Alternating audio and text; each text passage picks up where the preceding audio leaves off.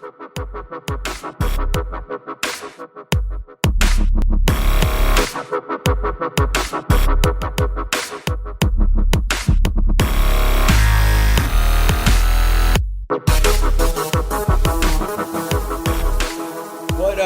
up, everybody? This is Pulver. I'm here with Chris. What up, dog? Doing great so far, man.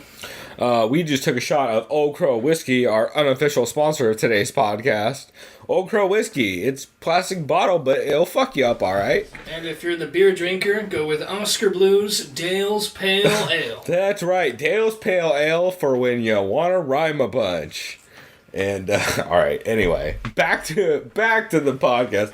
So, if you guys don't know about the show, we basically talk a little bit about recent MMA podcasts we've listened to, or I talk about them, and, we have a whole segment coming up about this. I'll talk to y'all about it, even though I haven't talked to Chris about it, and we also break down upcoming fight cards. This is the weekend, actually the day, before the McDonald-Thompson fight, which I am fucking hyped for. So, yeah, let's go ahead and jump into the first segment. First off, we normally go over any podcasts we've listened to MMA related that are fantastic or interesting. Chris, which ones do you listen to this week? What do you think? Well, let's see. The one I listened to last week, I actually listened to... God, now the name escaped me. I listened to Chael Sonnen's podcast. Oh, yeah? Which episode? The episode was the Joey Diaz one. Oh, perfect. Yeah. Fucking cocksucker. We talked about... The fuck cocksucker. We talked about, hey, Chael, sometimes you just happen to find the machine gun. You know what I mean? Like in his cars. Dog, how you gonna not rob somebody for coke, alright? Yeah. Fuck? I listened to that, and then, of course, I always love listening to Ariel Helwani, MMA Hour, at SB Nation. That is always an excellent show. But yeah, those are the two I've listened to in the past week. Dude, the guests on Ariel's show this week were killer, because he said he was going to go really hard because he skipped last week to do a follow-up on all of the fucking dumb fallout from when he got booted at 199 before Bisping's fight. That's the worst part about him getting booted, is he got booted before he got to see Bisping fight. Like, really, Dick? You're not even going to boot him before the press conference? You got... Like, right before the shit that matters, you're going to try and be an asshole about it? Yeah, that's right. I don't blame him at all for being emotional about it, dude. Like, that's one of his favorite... Well, I mean, they basically bodied his career for, like, a day and a half. Yeah. And the most fucked up part is they bodied Casey and, I believe his name's Casey.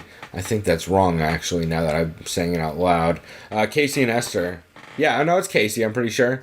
All Elbows is Esther, who's a photographer, and then the cinematographer, I think, is Casey. I apologize for fucking that up. But they body basically the whole MMA fighting crew, which is not... I mean, I get that's how they do things if you look at the Sherdog Pass with Josh Gross and all that, but what the fuck, man. Anyway, back to my point originally is Ariel came up with a huge lineup of some of my favorite guests. Like, if Rampage is on the show, I'm fucking in. I don't give a shit. Rampage and Ariel are, like I told you earlier, Rampage and Ariel are my favorite awkward MMA couple. Or they just like, they cannot stop bickering, but they really like each other, so there's just this weird fucking jokiness to it. I can't remember what video it was from. I don't know if it was part of the MMA Hour, before the MMA Hour. I know it was when Helwani was still with Fox, but it showed him going to lunch with Rampage, and Rampage kind of geeking out over all the food he can eat and everything. I don't know if I've seen that. We might have to watch this. It's pretty awesome. We'll watch that at the break before we come, or when we come back, and we'll talk about that, but... That's hilarious. Well, I'll check that out. My favorite ones are always just the really awkward ones. Like, this recent one was one of my favorites. Rampage is like, yo, Ariel, you owe me $1 million and a new girlfriend because you fucked up. My girlfriend got all fucked up because of the show, and she bailed on me, and then you owe me $1 million for talking shit earlier. Dude, oh, God, it's real good. Also, there's a bunch of killers on the show. Fedor, obviously, which is insane get. Yeah, and his manager. Who else? They had Frankie Edgar.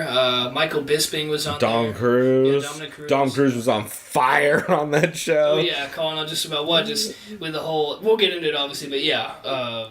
Basically the whole Faber and his management kind of thing. If you saw the post-conference at 199... it's basically more of that. Yeah, just in-depth. And also Dom Cruz just calling out everybody, just saying I want somebody who's a draw so we can make some motherfucking money, which I love that shit. Yeah, that guy although we should say we are in San Diego and we're a bunch of fucking Alliance MMA homers, so yeah. like I was definitely kicking it in Angela Hill's Twitch channel, me and this one other dude. Shouts out to 707, I think his name is 707 something. But yeah, shouts out to Angela Hill's Twitch channel. It's fucking great. But yeah, that show with Ariel did is fucking incredible. I definitely recommend. Obviously, everybody who listens to this crazy obscure show is gonna have heard that. But if you did miss any of those interviews, there's definitely a couple worth checking out. The other shows that I listened to during the week that were super, super fire, as always, Jordan Breen and Greg Savage are goddamn amazing with Cheap Seats. Ben Folks and Chad Dundas, another super fire episode from them. I don't know if it was this week or last week they had Sir Nigel on, but that's one of my favorite really dumb bits on a podcast of all time. And the only other one I wanted to name drop was, so Big John had a podcast. You know Big John, the ref, of course.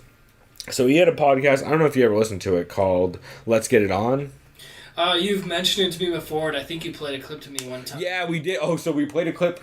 I don't know if it was about the boxing AIDS lady thing, or if it was some crazy person. Tommy Morrison's it was Tommy Morrison's wife. Yeah. Tommy Morrison's wife who was talking about how AIDS doesn't exist. That's right. what it was. Yeah, Yes. that was crazy. Oh, that's what Big John's the best. If you go listen to that episode, if you haven't, I'll put it in the description for this episode because it's fucking incredible. He just shuts this lady down in a way everybody should do in real life. Anyway, back to the topic at hand. Perfection's. I forget the fucking line. Why am I dropping rap lines? So back. What were we talking about? Oh, right. Sorry. Again, we just had a shot, and I'm. Oh, we didn't disclose. You're sick this week, and I'm hungover this week. So yeah, that should be. We should have said that way earlier. Yeah, just a little disclaimer, but either way, we're still here. Yeah, well, I'm hungover, but I should say I'm like maybe 6 drinks deep and like 2 shots right now. So I'm catching it. Or I should say 3 drinks, 2 beers, and 4 shots. So I'm catching up. I also am a fat kid with a weird tolerance. So, back to what we were talking about. So, Big John's podcast. Big John's not on the podcast anymore. The main reason so he does it with Sean Wheelock. I don't know if you know who Sean Wheelock is. He was the previous Bellator commentator with Jimmy Smith before Viacom was a piece of shit and hired another dude named Sean that's fucking horrible. So Sean Wheelock, he also right now commentates Victory FC, which is great. Those are great fucking shows for like a local show, kind of like RFA style. But Sean Wheelock was the host on that show with Big John McCarthy. Big John McCarthy does so many reffing gigs, and he didn't say this, but I'm pretty sure it was because of a lot of pressure from athletic commissions about him being pretty vocal about people's decisions, including refs and judges and a bunch of stuff, and just openly discussing like how shit works. I think they kind of got weird at him. Because he made a lot of references to like, I need to choose one or the other. Like, if I want to do podcasts or broadcasting, I need to choose that. But I love reffing and I want to keep reffing, so that's what I'm going to do. Which I respect that. And he's still guest host on, speaking of which, Joey Diaz's show. Herb Dean has been a guest a bunch of times on that show, too. God damn it. What's the channel? The Church of What's Happening Now. That's right, yeah, the Church of What's Happening. Yeah, I just love that title. I remember channel's just like, go check it out on iTunes and that kind of thing. It's amazing. Yeah. Yo, it's him and his little goofy so he's a little fat Jewish kid who was previously an editor on films and stuff like that.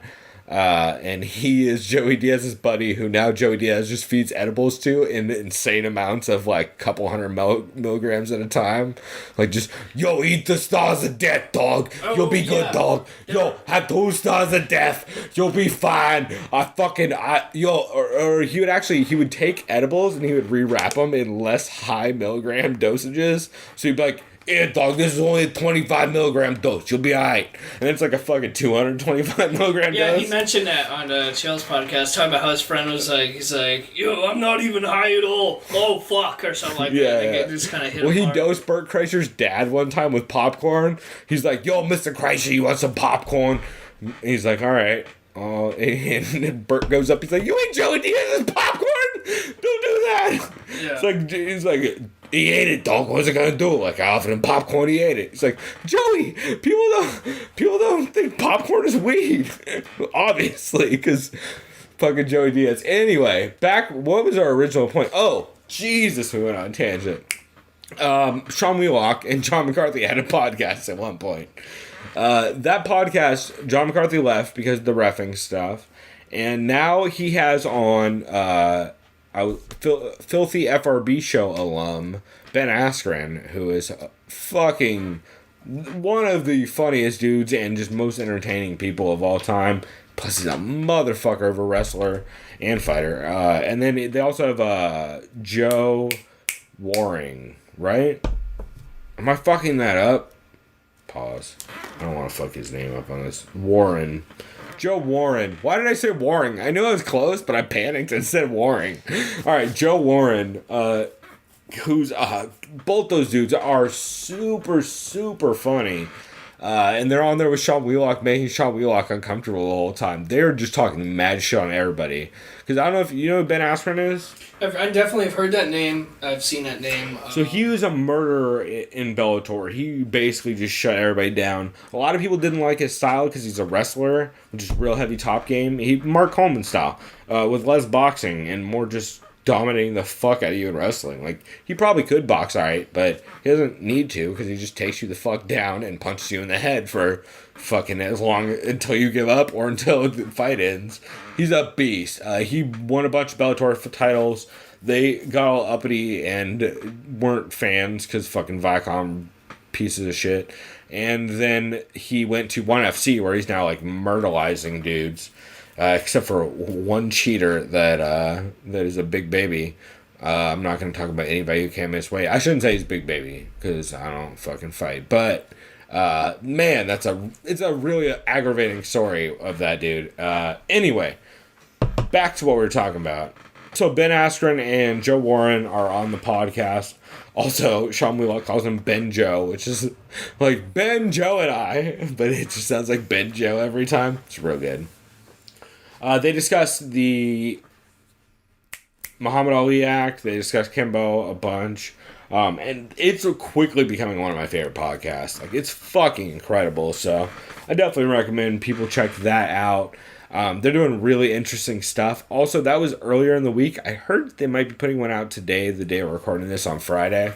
So we may have an update on the next one. Their release schedule seems kind of weird right now. So, and their fucking Lineup Media or whatever weird group they're with, which always makes release dates fucking awkward because fuck being with a company that is managing your podcast. Chris, one thing we'll never do, we're not signed to any fucking podcast networks ever. Won't sell out. No, I don't even mean sell out because you don't make money at podcast networks. That's what they don't tell you. So, oh yeah, that's a good point. It's just, I assumed you'll get more listeners, dog. No, we're gonna bring our audience. So get to see your audience. Fucking, we'll never do that shit. I don't care. I don't care if 3 people listen. It's gonna be me and Chris, and then some fucking chick we're banging at the time. This is gonna be our audience. So, since I blabbered, I feel like long enough, and I'm just punching shit over at this point. You want to jump into? Yeah, let's get right into this shit. Going with what the prelims we got going on. Yeah. Well, actually, you know what? Real quick, we'll talk about Fedor. Yeah. We gotta talk about that Fedor card. Oh my god, we gotta talk about that Fight Night card. So we will be right back with that. Also, I'm gonna look at whatever weird clip Chris mentioned earlier that I can't remember what it was. It was something about Rampage eating. Yeah. We'll watch that, and we'll be back in just a second for more of us being drunken messes. So look forward to that. We'll be back.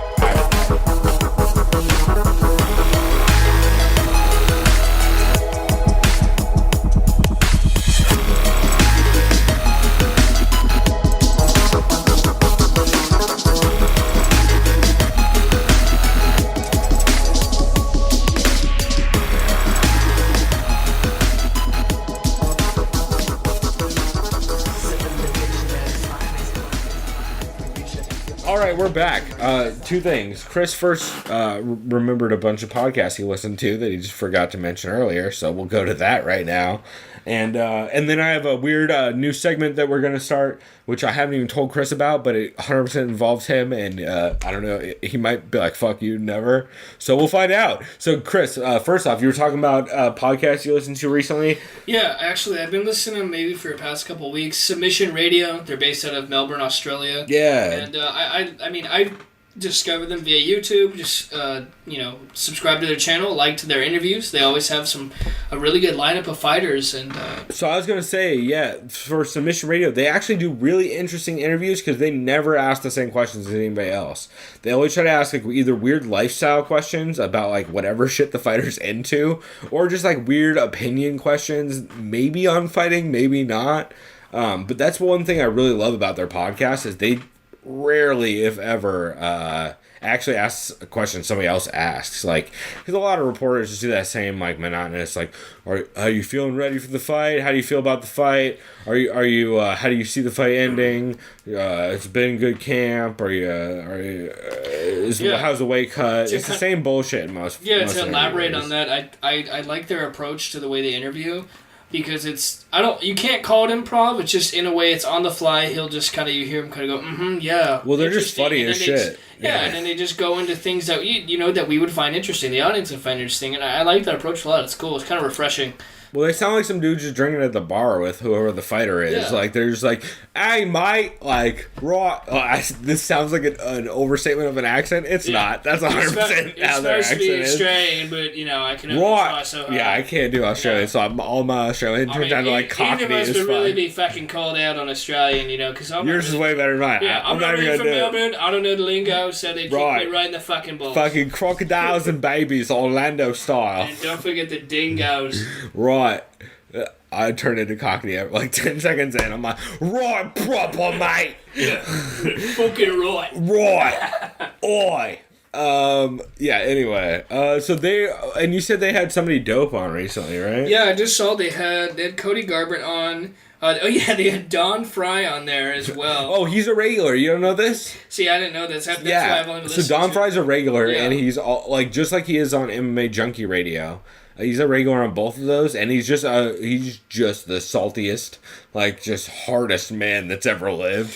He's just constantly Wyatt Earp in my like. If I was to make a modern day version of Wyatt Earp, that's how I imagine Don Fry. That's a great modern day version of someone. That's right. He's just hard as fuck with his dope mustache, just like. I ain't taking no shit, and y'all pussies need to start walking uphill like the rest of us. Like, it's great. Oh, okay, yeah, the first one I listened to is from May 31st. I believe I don't know if this means they talked about Helwani. It was probably that, because that was right around the time of because that. I think Helwani was on this one, because it looks like they had Gunnar Nelson, Lombard, and Holloway on here. Robin Black appeared on this one. Oh, Robin Black's one of my favorites. Yes, as well as Chris Van Herdeen, and then this is when they were talking about the Garbrandt fight. Okay. Yeah. So, also, you said they had Tommy Toll on recently, right? That was from June 13th, so about, 4 days ago? Yeah. Have you ever seen his show on YouTube or anything? I've seen the post-mortem stuff where he has, the mock post-fight interviews. Right, the conference or whatever. Yeah. Hey, what do you think about it? I think it's entertaining. I like the guy. It's definitely funny. So, do you know he has a podcast? Yeah, I saw... do you know who he does a podcast with? I do not. See, that's Chuck Liddell's striking coach, John Hackelman, and some chick named... I feel like a dick for fucking this up. It's not Nina, but it's like Nina. Fuck. We'll get back to that. I'll look it up so we can attribute her to this. God, because she's not bad. Like, some episodes she's real tough. But I like her being on the show because she's she's newish. She's probably been watching MMA about as long as you have. Like the last 5 years seriously kind of thing, you know? Like, and then catching up on old stuff. Yeah. I mean, me personally, I've probably been seriously watching MMA. Yeah, probably past 4 or 5 years at the most. Right. Wanting, following every card I type think, shit. Literally, the very first fight, I'm pretty sure I ever watched an actual pay-per-view was Edgar versus BJ Penn 1. See what I mean? Ooh, that's a good one. Yeah. That's a good one to start with. I remember I went to a friend's house and he was like, "You ever watch UFC?" And I'm like, "No, what's this?" You know? See, like, no, yeah, well, I was the same way. I was at, Harley? I was at Harley's house when we were in, like, I don't know, 16 or whatever, and we saw the Franklin Bonner fight live. Oh, there you go. Yeah. It was like a replay of it, like, the week later or whatever, and we were just sitting in his house, and I was like, what the fuck? Everybody's just dropping and looking dead constantly. What? Everybody's bleeding everywhere. What the fuck is this? Because I knew about it vaguely before then, because with the last name Pulver, like, you get a bunch of Jens Pulver questions everywhere you go. Like, they're like, anybody who has ever watched a fight is like, yo, that's a weird last name that nobody has. Are you related to him? I'm like, I mean, in the same way, there's like 30 of us in the United States, probably, but that's unrealistic. Like, probably like 100 of us or whatever. Oh, I just realized my first, this doesn't count because it was in a fictional movie. I don't want to call it a shitty movie because it's entertaining if you're drunk. Name the movie. Cradle to the Grave. Remember that? Okay, well, it's not a shitty movie. Yeah, okay, yeah. It's entertaining if you're drunk. That's how I'll put it out, right? I mean, it's I can't watch it sober. I'll put it that. I can't watch it sober. Well, since I smoke weed to most movies, it's pretty good. Yeah, all right, but I just remember. Yeah, I saw. Somebody dope like Ice Cube or somebody did the or Ice-T did the soundtrack for that, right? It was DMX. Tupac. Oh, DMX. Yes. Yeah. And then there's a part where Jet Li fights. He punches Tito Ortiz as hard as he can in the face, and he just laughs at him and like slams him on the ground. Yep. Sounds about right. It's comedy. And there was some other fighters too. I think Shamrock was in there. Frank, really? Yeah, and like some other. All right, we might have to do a live commentary of this at some point. I think even Barnett was in there too. All right, fuck it. We're doing a live commentary of that at some point. We'll get real drunk with you guys. You can pull it up on YouTube. We'll get real drunk with you guys and do a drinking game commentary of that. But yeah, dude, that sounds hilarious. Like, I definitely want to do that at some point. That's one of those movies that I saw on cable like a billion times, but only watched like short clips of. So. We'll definitely have to do that. Where do we start? This is what happens when we take shots before we start the podcast. I remember at one point you said we wanted to do. Did we want to do a post 199 thoughts? Wait. So we were talking about Fedor. Nope. Before all that. So you were talking about Submission Radio. Was there any other podcasts you listened to that you forgot about? I mean, at this point, I'm definitely gonna actually like. So don't even talk because this is our next segment. So, our new segment on the show that I haven't even talked to Chris about yet. So, he's going to find out live what my fucking weird, evil plan is that I've come up with. Once a week, I am going to assign Chris a podcast that he has to listen to the last 2 episodes of. It's going to be the most recent episode, as well as of that week, as well as the episode before that, so you can get kind of a vibe for it. And the first podcast I'm assigning is apart from Ariel's podcast, which is more interviews and everybody watches it, you watch it already. I would argue the greatest MMA podcast that is a little bit funny. I mean, it's way more than a little bit funny, but I mean, the best MMA podcast that isn't all just interview, like journalist based. 100% Co-Main Event podcast with Ben Folks and Chad Dundas. CME podcast, it is the best. Hashtag would listen. And Chris is going to give us a breakdown of what he thinks of it, whether he thinks it's hot garbage or whether he realizes how fucking hilarious it is. I'm only so confident about this one that he'll like it because no one doesn't like the CME podcast.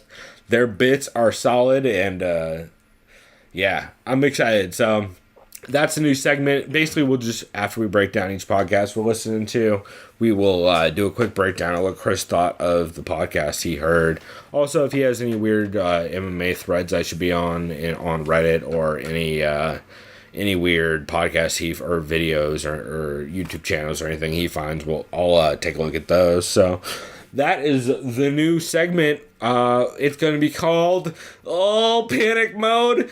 Chris's podcast bullshit. Well, we're gonna workshop this name. Yeah. We're gonna workshop that one. I'm panicked and I'm drunk and I'm literally holding weed in my hand. You don't want to call it Chris's critique because it's way too. Nope. That's why I was trying way too cliche. Ooh, Chris's cliche critique. There we go. Congratulations. Yeah, Congratulations. You just named our fucking our segment. So there you go. look forward to the name I'm never going to be able to say drunk on these episodes. Chris's cliche critiques coming up next week, and let's jump right into the weird fucking experience that was EFN 50. So we'll be right back.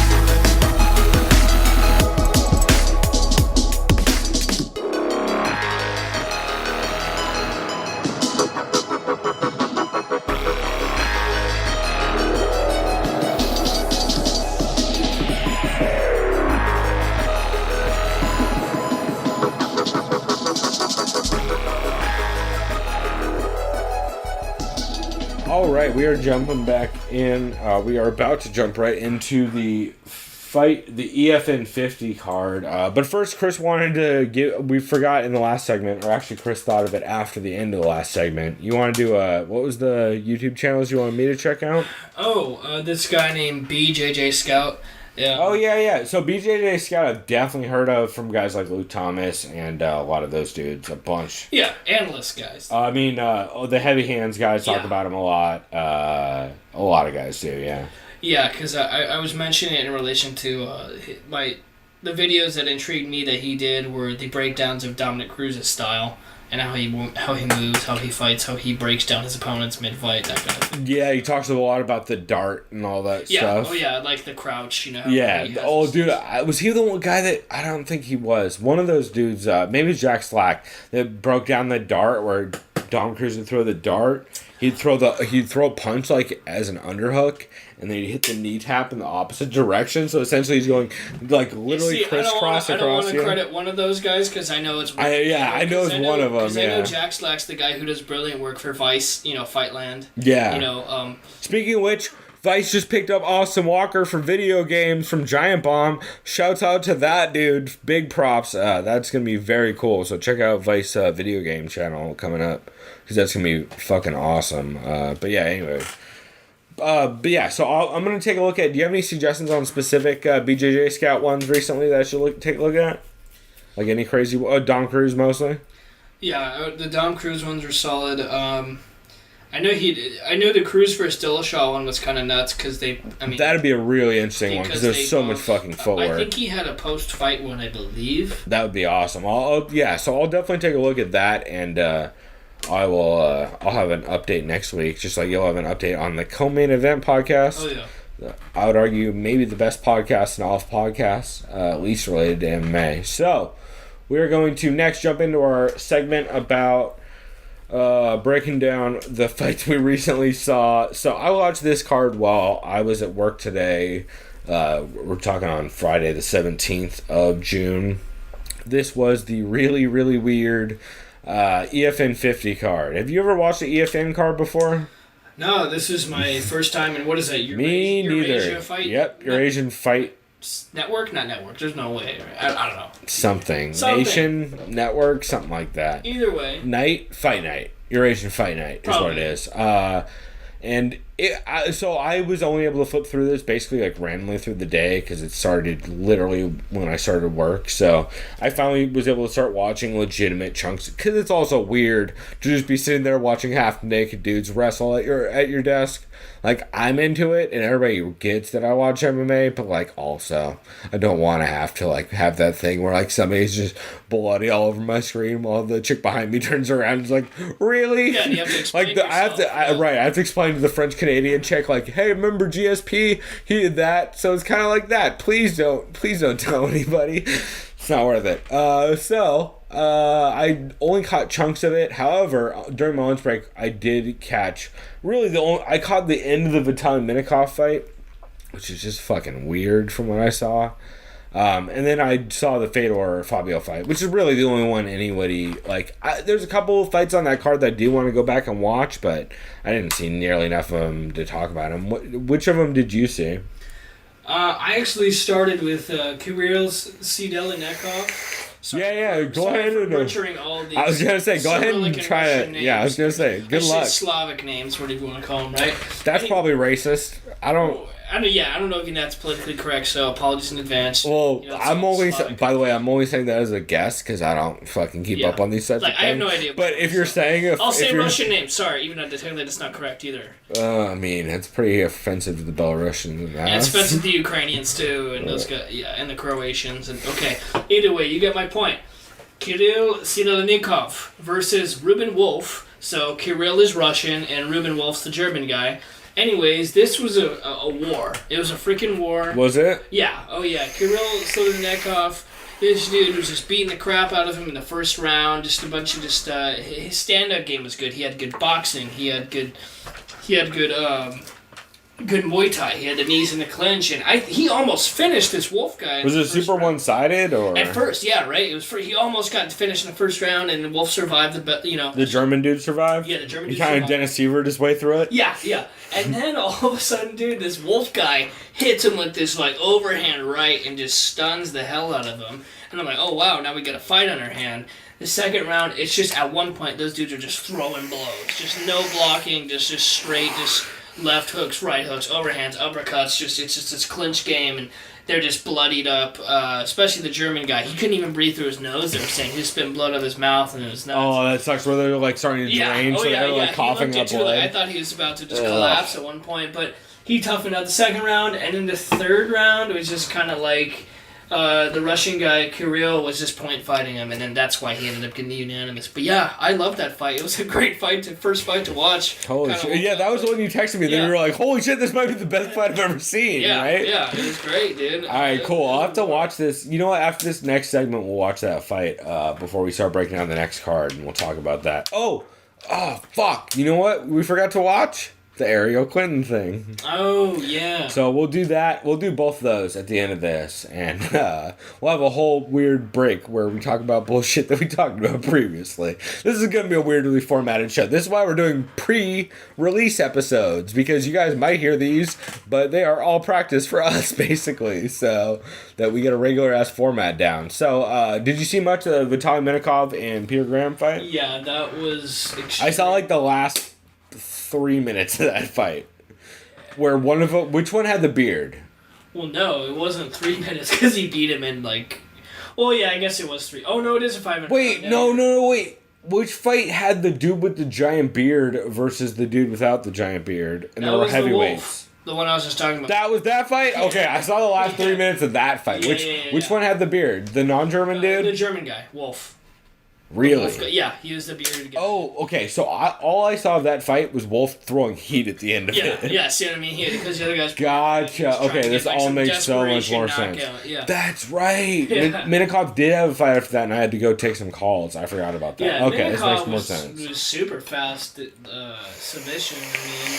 Because what, Jesus, a minute two. Do you remember that much of that? Yeah, I just remember the former Bellator heavyweight champion of the world, blah, he got blah, stripped undefeated. he got stripped. Yeah, and then he just started throwing heat. Because he's had a couple fights over in Russia, and he got stripped because of inactivity in Bellator. This guy, Peter Graham, basically had no chance, unfortunately, man. This guy was just manhandled, and it was done. Yeah, it was done. Basically, just threw him down and armbarred him. Yeah, oh yeah. Actually, I'm starting to remember this as well. Again, I was so hungover today.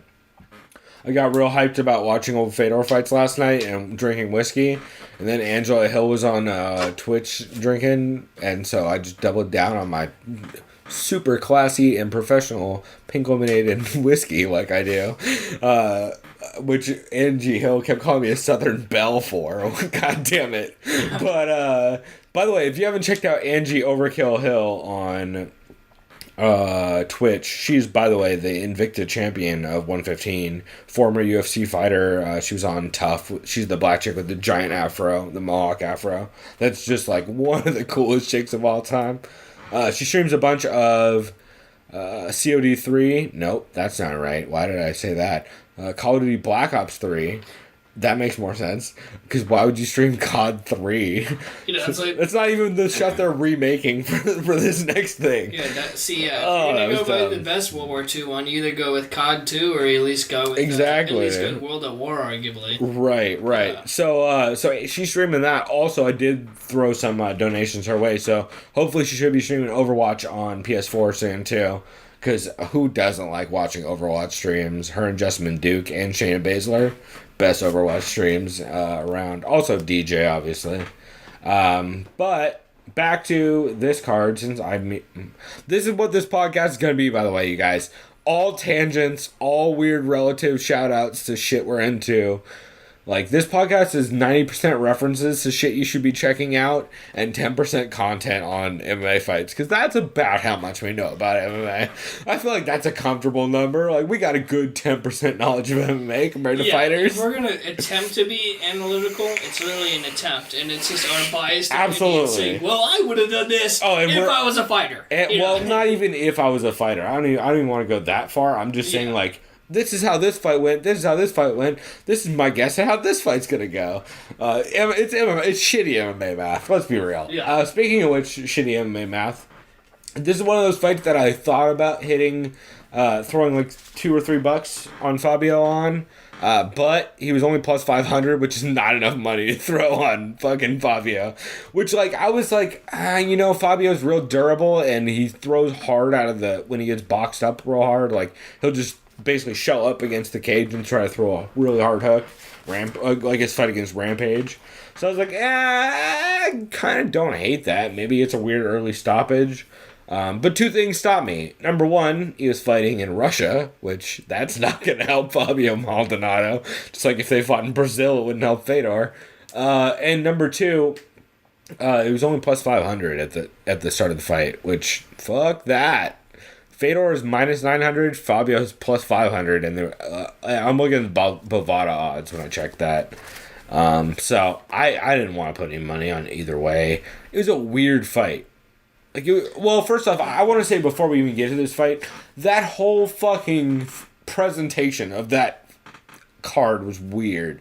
Like, you walked away during fights because they did like big long breaks or whatever. Well, I mean, I didn't walk away because I just. But you were like fucking around on the computer or whatever, right? It was the only thing they showed before the beginning of the Kirill Sudalennikov and the Ruben Wolf matchup was some DJ or rapper, some Russian rapper or hip-hop artist. That's all I saw. And he was like doing his little spiel. Okay. And then the fight started. I kind of remember that. And then there was just like long downtimes where it's just like a picture of the fucking... Either way, if I were to describe one word of the presentation, I guess I could say it was like a grand kind of like attempt at like some sort of present. I liked it though. It was interesting. I mean, it's different than the United States, obviously, and what they want to do because the United States gets to the point. You know, they want to show the fighters and. Well, and here's the big difference I found with it is it's mostly geared towards the live audience. Like, it's not really geared towards streaming at all. Like, you have live music there, like with the full fucking weird Rocky Horror Picture Show-esque band playing. You have, like, the weird Cirque du Soleil fucking Dancer people in all white. Yeah, that's right. Like, it's just the weirdest, like, it's all audience-oriented just to get people in the crowd in Russia because they're into, like, fucking the weirdest performance art that I definitely think makes, like, just because they're the hardest people on the planet, they just have the weirdest art. Like, that's just how art works. Like, the most fucked up places always have the best art. So... yeah, man, so many times when I flipped to that stream, like, while I was working, I'd have, like, 3 minutes where I could watch something, and it would just be a clip of, like, fucking, like, chicks in all weird white dresses with, like, weird veils swinging on swings, or, like, hoops, or, like, moons in the audience, and I'm like, what? I thought this was an MMA show, I saw someone carrying, like, some sort of, like, mini chandelier. Yeah, a lot of that kind of shit, where you're like, what kind of weird fucking From Software game is this? Yeah. Yeah, it's just very, like, it was like a Kojima produced that fucking very weird. Anyway, so yeah, Fedor-Fabio fight, really weird. Again, I watched this on a chunky stream during work. It was on my lunch break, but it was at work. Like, also very hungover again. Although we did get Domino's at work. Shouts out to Domino's. That was pretty tight. Except I couldn't go on my break and smoke weed, which really fucked my day up. Because having a hangover and not smoking weed is not the best. But, so, going into this fight, did you think Fedor was just going to smash him, or...? Okay, I mean, like, I knew going into the fight, obviously, you know, when you age, it depends on, who you are. Either you get older and you're slower, blah, blah, blah. I've seen bits and clips of Fedor. I don't think I really saw, like, a full fight from him. Like Bits and clips is a great segment that we should make. Yeah. Either way, I think the only full fight I ever saw him do was with the Kevin Randleman one. Other than that, Ooh, it's a good fight, though. It's about a minute and a half long, but it's a great fight. Either way, I knew who Fabio was. I knew that he's oh, wait. Fabio never fought Randleman. Oh, you're talking... No, I'm saying, like, my thoughts going into the fight. Wait, like, who... You talking Fedor when Fedor fought Randleman? No. Fabio, you're talking Jackson, Rampage. You're asking me what were your thoughts going into Fedor versus Fabio? Yeah. I'm saying, like, I knew what Fedor was, who he was. Oh, you're saying... But I'm saying, like, the only fight I fully saw of him was when he Fedor fought Randleman. Yeah. Gotcha. When I thought of That's Fabio, what I was trying to figure out. I knew he was a good boxer. I knew that, but I'd never seen him fight. You never saw the Rampage Fabio fight? No, because then I remember when they mentioned Stipe, the commentator mentioned Stipe Miocic, I had to look it up real quick, and I was like, oh, shit. The size difference is fucked up in that fight. Yeah. Either way... And Fedor looks small compared to fucking Fabio, too. Either way, I just assumed Fedor was going to come out swinging hard, which he did in the first round, which we'll get into. I mean, to be fair, he threw hard the whole time, but, like, not in the way you should fucking throw against Fabio. Because do you want to say, how Fabio got that knockdown, with that sweet counter? It wasn't even really a counter. It was right when Fedor clinched in, right? You know how they're kind of sizing each other up in the beginning of the first round? It was Fedor weird. lunges in, he's like, bam! Just fucking hits him right in the temple, and then he just drops him, basically, and then... At that point, it was weird. So Fabio blasts him really, really hard in the first round, and it was basically just... By the way, fuck you, EFN. Make your main event 5 motherfucking rounds. Yeah, see, dude, that is the biggest bullshit. I was super confused. I'm like, I get if you're gonna do a 3-round fight if the first round's 10 minutes Pride style, but fuck you for making me watch 14 or what is it? Yeah, 14 other fights before that are all 3 rounds, and then your main event is gonna be fucking 3 rounds like you have a time limit. Go fuck yourself. 5 rounds or a 10-minute first round. I was pretty bummed because I was expecting someone to get knocked out. It was, or submitted. Well, so I didn't. I expected it to either go I expected Fedor to probably... Well, so here's the fucking thing about this fight. What I expected going into this, I expected Fedor would walk Fabio down, throw bombs while Fabio's clenched up against the fence, Rampage style, like everybody does. I expected Fedor to start dropping hella body hooks, go high, and then clinch up and drop him to the ground and sit on him and punch him in the head for fucking the rest of the fight. Like, I expected that over and over again. Just basically walk him against the fence, throw body hooks, because that's what Fedor does in every fight he's ever had. Basically mix it up, clinch him up, dump him on his head, and sit on top and punch him in the face. He did none of that. No, how many shots do you think Fedor threw the body during that fight? Like, if you were to guess. Dude, I think the only shots he had to the body were like some lower kicks. That's what I'm saying! Yeah, like, what the fuck? Because he had some pretty excellent high leg kicks. I saw it to the head. I saw that. But then he didn't commit to that. Like, he would land a high leg kick to the side of the head. But then he wouldn't do anything after that. He also doesn't throw leg kicks. Like, he's not built to throw leg kicks that high. But, like, just based off his size, I felt like that was pretty impressive how high he put his legs up. Oh, for sure. He looks like Dan Henderson every time he throws a head kick. It's fucked up. He was throwing real heavy leg kicks, too, which he should have done way earlier. And I think that is what took a lot of the fight out of Maldonado. That was in the second round when he started just teeing off with the leg kicks. I think in the very end of the first round, he landed, like, 1 or 2 really heavy ones, and then he kind of figured out, like, oh, okay, I can kind of manage the distance with this. But, man, there was 2 things I was really bummed about in this fight, and that was the fucking lack of body shots and the lack of takedowns from Fedor. Like, there was almost none of either. It's like, which is the 2 things he is known for. Yeah, because in the intros, they're like, 4-time Sambo world champion. Oh, yeah, like 4-time Pride champion, 2-time WA champion. Fuck yeah, I was like, Russian Sambo, Khabib Nurmagomedov style, but bigger. Let's go. Let's throw this dude around. Let's grapple on it. Well, that's what he does. He normally mixes shit up a lot more, but like, just nothing. And Fabio's a dude who's known for getting taken down and put on his back. Like, but to be fair, so there's 2 things about this fight that were weird that, like, I feel like were more style things than actual like reactions to the way the fight's playing out. The first was first I want to talk about. Do you think Fedor was out in that first round? Like out as in they should call it. Yeah. Like he was. I think he was defending. Okay. It was so. I know there was the close. wobbly leg. Like if that shit wasn't in Russia. Yeah. No. Okay. This is the thing. I'll say. No, this I'm first. talking about when he's on the ground just getting. No. Yeah. I'll say this in relation to that. Yes, I would have called the fight if it was not in Russia. Yes, I would have called that fight. However, what did it look like? He had a chance to defend himself.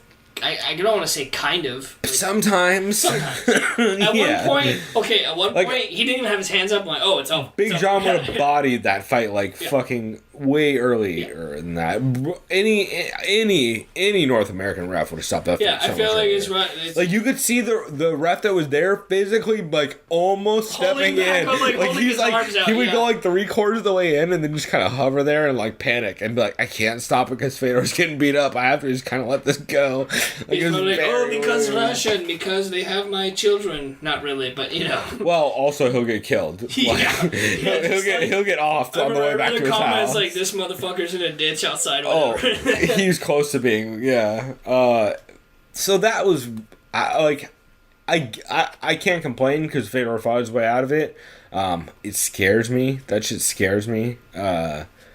Just that amount of damage, man, is fucking... Because you notice what theme song they were playing at the end of the fight, right? No. Fucking Rocky, dude. Oh, but that was But still, I mean, I thought it was fitting just because that son of a bitch kind of... Well, except he's the Russian. So that doesn't really work. It's an oxymoron there. It's a little right. And if there's only one Rocky, it's Rocky IV, as far as I'm concerned. I know, right? The most intense one. It's my Rocky, as far as I'm concerned. Because it wasn't until the third Rocky where actually he learned how to block. Well, he doesn't block at all in the fourth one, no. Okay, then never mind. But he does block a little in the third. But no, Rocky IV is the best because Apollo Creed comes out in the All-America suit with the America fucking... It's fucking ridiculous. This is jingle. He looks, just straight up Uncle Sam hat there. Yeah. It's the best. But, wait, how do we get there? Oh, Rocky. So... It was one of those things where it makes me worried, and also our podcast art for this episode is going to be with the look Fedor had in between round 1 and round 2, because I've watched every Fedor fight and I've never ever seen that fucking look on him before, and it's upsetting. Because that dude's always been fucking everyone's grandpa, or everyone's dad with the sweater vest. More appropriately, sweater actually, where he just is sitting there fucking stone cold with no emotion, and that is not what he looked like in between round 1 and round 2. He was all swollen up and looking very concerned, which is not cool. It was upsetting. It was the same feeling I got about Dan Henderson up until he flatlined Lombard.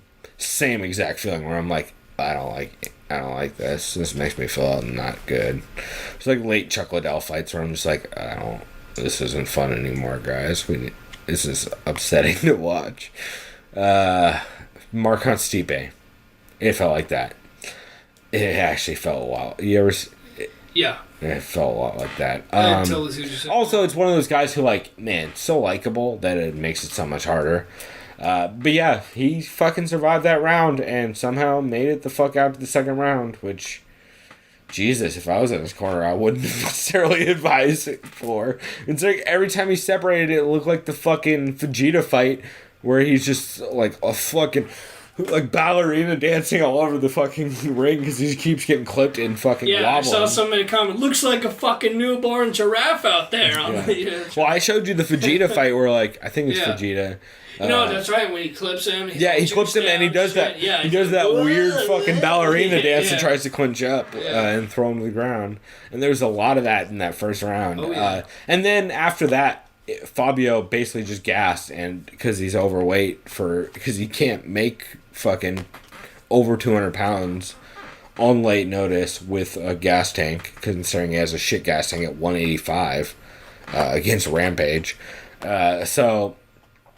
Or actually, no, before Rampage, because Rampage was 205. But it was like Fabio basically just gassed, and from there he just did classic Fabio where you walk him down, Jab. Well, yeah, he'll throw 2 jabs. You'll walk him down. He'll clam up against the cage. He'll let you bomb on him, and he'll just sit there and wait, and then throw like 2 crazy hooks, and then jab, circle it, and just repeat the whole time. And like the more you throw, the more you're just gonna clam up and sit back straight to the fence. One thing I did like from Fabio that you actually complained about, he said, it looks like Fabio's like weirdly just giving him positions because he just keeps walking straight to the cage. I felt like he was intentionally backing himself up against the cage. Which he was, but the reason why he was doing that is because it's way easier to get up from the bottom next to the cage rather than the center of the ring. Yeah, because you got leverage, push your back up against the cage. Absolutely. And it's easier to sprawl if you're against the cage because then you can just basically dump your hips down and let him push you right back into the cage, and then you're and then again, worst case they get you down, you're against the cage, you don't have to try to climb your way there. So he and you could see him physically stop where he was at, backpedal to the cage, and then just like sit there and wait for Fedor to come to him. And I think that was a way underrated tactic against Fedor, especially since Fedor's not used to fighting in a cage. If you look at his career, he's had 5 fights in a cage, and most of them been in a ring, including his last fight was in a ring. So that was one interesting thing I saw you note that I was like, yo, there's a reason why he's doing that shit. Because it took me a while to figure it out. I was like, why does Fabio keep just like going? I'm like, oh, that's why Fedor isn't throwing takedowns. It's because he doesn't know how to tackle people against a cage. Like, it's not shit he trains, really. And then from there, it was just basically Fedor leaning on him and punching him in the head for the rest of the fight. Pretty much. Like, every once in a while, Fabio would clip him with a crazy shot. But everybody knew that fight's in Russia. You go to decision, that shit's going to Fedor.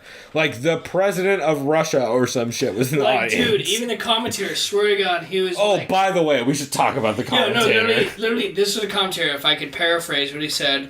Based on his performance, he's like, Fedor should not be signing with the UFC. He does not deserve it, not worthy. And then after that, during the decision, he's like, first of all, we all know Fedor are going to win this fight, but does he deserve it? I was like, Jesus, this guy's way too honest. Well, and he was also, like, you said it the best. Actually, Reddit, I should say, said it the best. He is MMA Borat. Yep. 100%. Like, in the best fucking way. Or you're just like, that is interestable. No, he's like, nice right hand, but totally unexpectable. Unexpectable. And then the best part was during the fight in the second round, what the hell is going on? Like, he just said it like, oh. Yeah, well, and there's a lot of like, yo, he is taking the guillotine. Oh, what was it? It was like, he's going for the guillotine position. Yeah. Or no, it was way weirder than that. God damn it. It was, the guillotine stance. Yeah. He's going for the guillotine stance. Yeah. You're like, what? I get it, but like, what? And he's just so excitable. Like, oh man, it was amazing. I don't know. Like you said, Reddit was blown up. The UG was just all threads about how everybody's like, yo, fucking fire everybody and hire that guy. Like, fire fucking everybody on Bellator. Mike Goldberg, you're gone. Annika Florian, you're gone. Just that dude and fucking what I want. I told Chris, I want every Pride fight to be re-recorded with Boss Rutten and that guy. Because that would be the greatest shit of all time. Like, everybody hates Steven Quadros, and if you don't, you should. Because he's fucking awful to listen to. I want to find I need to make a montage of just him constantly saying the opposite of what's going to happen. Because it's embarrassing. He's like, he's going for this, and then it just clearly goes the opposite way. Like, just the most wrong shit of all time. So, I'm voting for Boss Rutten to do a whole Pride redub with that guy. To be the greatest shit ever. This is the thing. Fedor got his decision. So, you think Fedor earned that decision? I mean, for me, I'd give that shit a draw, if you ask me. Because I would score Fabio 10-8 first round, and then I guess you call it 10-9, 10-9. So, Fedor, here's the interesting part. I don't know. Do you know EFN judging? I mean, I don't. So that's just so me. I don't. I assume because the way they said the scores, it's 10-point must. Because what did they call it? 29-28? 28-28, 29-28, and 29-28 for Fedor. Yeah, because it should have been. Because one judge scored a draw. And then the other two scored it for Fedor. But, so here's what I'm thinking. Is it Pride style judging where it's the entire fight? Because it didn't seem that way. It seemed like it was round by round. Yeah, it was round by round for sure. So if it's round by round, you got to give it to Fedor. Yeah. Fabio fucked him up 10-8 the first round. Yeah. But nobody gives fucking 10-8. Either way, what I was going to say is, where do you see Fedor going now? Me, I think he's going to sign with the UFC because there's so much money to make. Only because of that. It's a monetary gain. So, yes, but if, here's what you're going to do. If Brock wins over Mark Hunt, which will never happen. Oh, also, I should say, if you parlay Mark Hunt and Nate Diaz right now, it's like fucking plus 150 or some crazy amount. It's like crazy positive money where like it seems unfair to Nate Diaz is 110 to Connor's 120 right now. No, that's backwards. That's fucking crazy. He's 120 to Connor's 110 no. Yeah. No, he's minus 110 to Connor's minus 120. He's less money than Connor right now. Every time I make anything in Bovada right now, I just start just throwing it on Nate. Just free money. Because like I said last time, I made great money off Nate and Misha last time. Oh, yeah. I parlayed that shit and made like fucking $150. So Nate and Hunt is my new parlay that I'm gonna make motherfucking fortune on if Hunt can pull that out. But yeah, that fight was weird. The Fedor Fabio fight. And back on topic. Did I say Faber? No, he's Fabio. You said Fabio, right? No, but did I say Faber and Fabio? No, you said Fedor and Fabio. Okay, good. I got worried for a second because I wasn't paying attention. And we need to grab more beers because I'm almost out. But to wrap this up, so Fedor got the decision on 10-point must, but if I was to say, like, who beat the fuck out of the other person, yeesh, I would probably give that to Fabio. I would too. Because, like, as much as Fedor threw, he landed all on Fabio's arms mostly. And never threw any body shots or takedowns, which I'm still so angry about. He landed a couple straights to the nose, because that's where Fabio's bleeding the most. He definitely blasted him, but, like, not in the way... Not to the effect that Fabio did, yeah, not in the way that Fabio fucked that dude up. Yeah, so. Oh, that was terrible. Was a lot of people talking shit on Fedor on Reddit? Yeah, like people were like just saying he's garbage Fedor, and just like never was any good. Shit about him now? You didn't do that about McGregor, you fuckers. You know, like talking shit to each other because like on Reddit they have their little handles next to username. It's like, oh, Team Fedor, oh, Team McGregor, right? You know, blah blah blah. I think mine says like Team Cruz because we're homers. Whatever. I don't give a fuck. I'll just have whatever handle I feel like. You can do Team USA if you want. Who gives a shit? But either way, yeah. Everyone's like, oh, Fedor's never going to make any UFC now. And it's just like, I don't know. I feel like the way I see it, there's so much money to make. They're just going to have to sign him just regardless. So I feel like it's going to happen. Here's my bet, is they give Fedor to Brock. Brock should win that fight. I think just out of size alone. Like, Brock has like fucking 80 pounds on Fedor. And Fedor like only 6'1"? Yeah, he has like 80. But the only thing is Brock doesn't like to get hit. Yeah. And either way, off that fight, you can give the other person a title shot. Yeah, because and it would be the biggest money maker they've ever had of all time. Yeah. Like, could you imagine the amount of money they make for Fedor? Like, I heard people talking numbers, and even pay-per-view, people were like, I agree, it would be over $2 million easy, probably closer to $3 million. If they did Brock versus Fedor as a main event, like, that would be the biggest pay-per-view that's ever happened by far. It would be 100, do you think? Because isn't that still not? I think it's still number one, by the way. What? For UFC pay-per-views, I think. Well, 200 is going to be 100. Well, yeah. Just off of Brock alone, it's going to beat that. Because I just read today, by the way, if you want to closer to this, WWE, in agreement with their little deal with UFC, says that Lesnar will have his WWE intro apparently when he walks out. Not that it means shit to someone listening, but it means a lot to the WWE guys. And that makes even more people going to watch. Yeah. If the UFC wanted to be brilliant... It's like, what is he going to walk out with Paul Heyman now or some shit? His one agent, who the fuck that is, right? You know what? If the UFC wanted to make the most money of all time, you know what they would do? What, like give Ronda Rousey back to WWE or something? Even better. So for if Brock wins, what they would do is they'd up the price of Fight Pass to $20 a month. Oh, shit. And they would have all their pay-per-views on there going forward. And they'd set up Brock Lesnar, or Brock Fedor as the first one.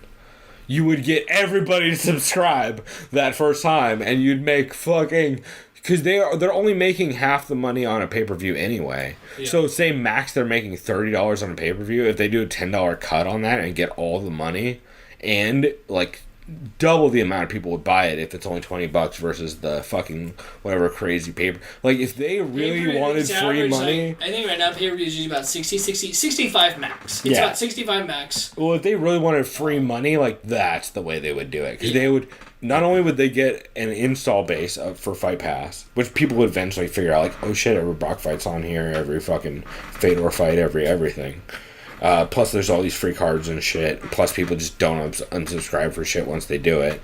They make a fortune off of that. And then going forward, they're like the amount they would make off of that shit and advertising on Fight Pass. Like, when you have that big a user base, you can start running ads during the downtime, and that's just straight cash to you. You don't have to pay out anybody else but yourself. Like, they would make a motherfucking fortune. But, I don't see it happening, because everybody hates money. everybody hates money and loves old people. So, old white dudes ruin everything, is my point. But, that's a weird segment, but, so yeah, we'll wrap the favorite... Wow. The Faber Faber. You know what? That would be an interesting fight for about a minute. Faber versus Fedor. Oh, my favorite thing I heard today is Ben Askren. I heard, that was Kimbo, actually. I heard Sean Wheelock talk about, hey, Ben Askren, would you have fought Kimbo? And Ben's like, absolutely, because I would just take him down and punch him in the head for fucking 15 minutes and make a fucking fortune, like, and he would. Yep. But Kimbo is also like one of the sweetest dudes in the sport, and nobody has a bad thing to say about him. Oh, you can't do it. He's literally like, from what everybody has ever said, he's the nice. Everybody should go check out the Brendan Schaub clip. Have you seen this? Yeah. Oh yeah. I think we talked about it last time, where he thinks Schaub is black. Yep. He's like, yo, this one dude said some racist shit. Schaub, we gotta go fuck him up. No, he's like, we gotta represent Africa. Yeah. For our brothers. Yeah, and Schaub's like, I'm down, but like, I'm not black, right? You're not black? He's like, that's why Schaub's cool. You can't tell what he is. Yeah, exactly. Yeah. Fucking amazing. All right, weird segue, but we will be back. We're gonna go watch those two things. We're gonna watch the Aerial Rampage food eating clip, and what was the other one? Some fight, right? I don't know. I'll flip back through the audio and we'll figure it out, and we will be back here in just a sec, bitches. All right.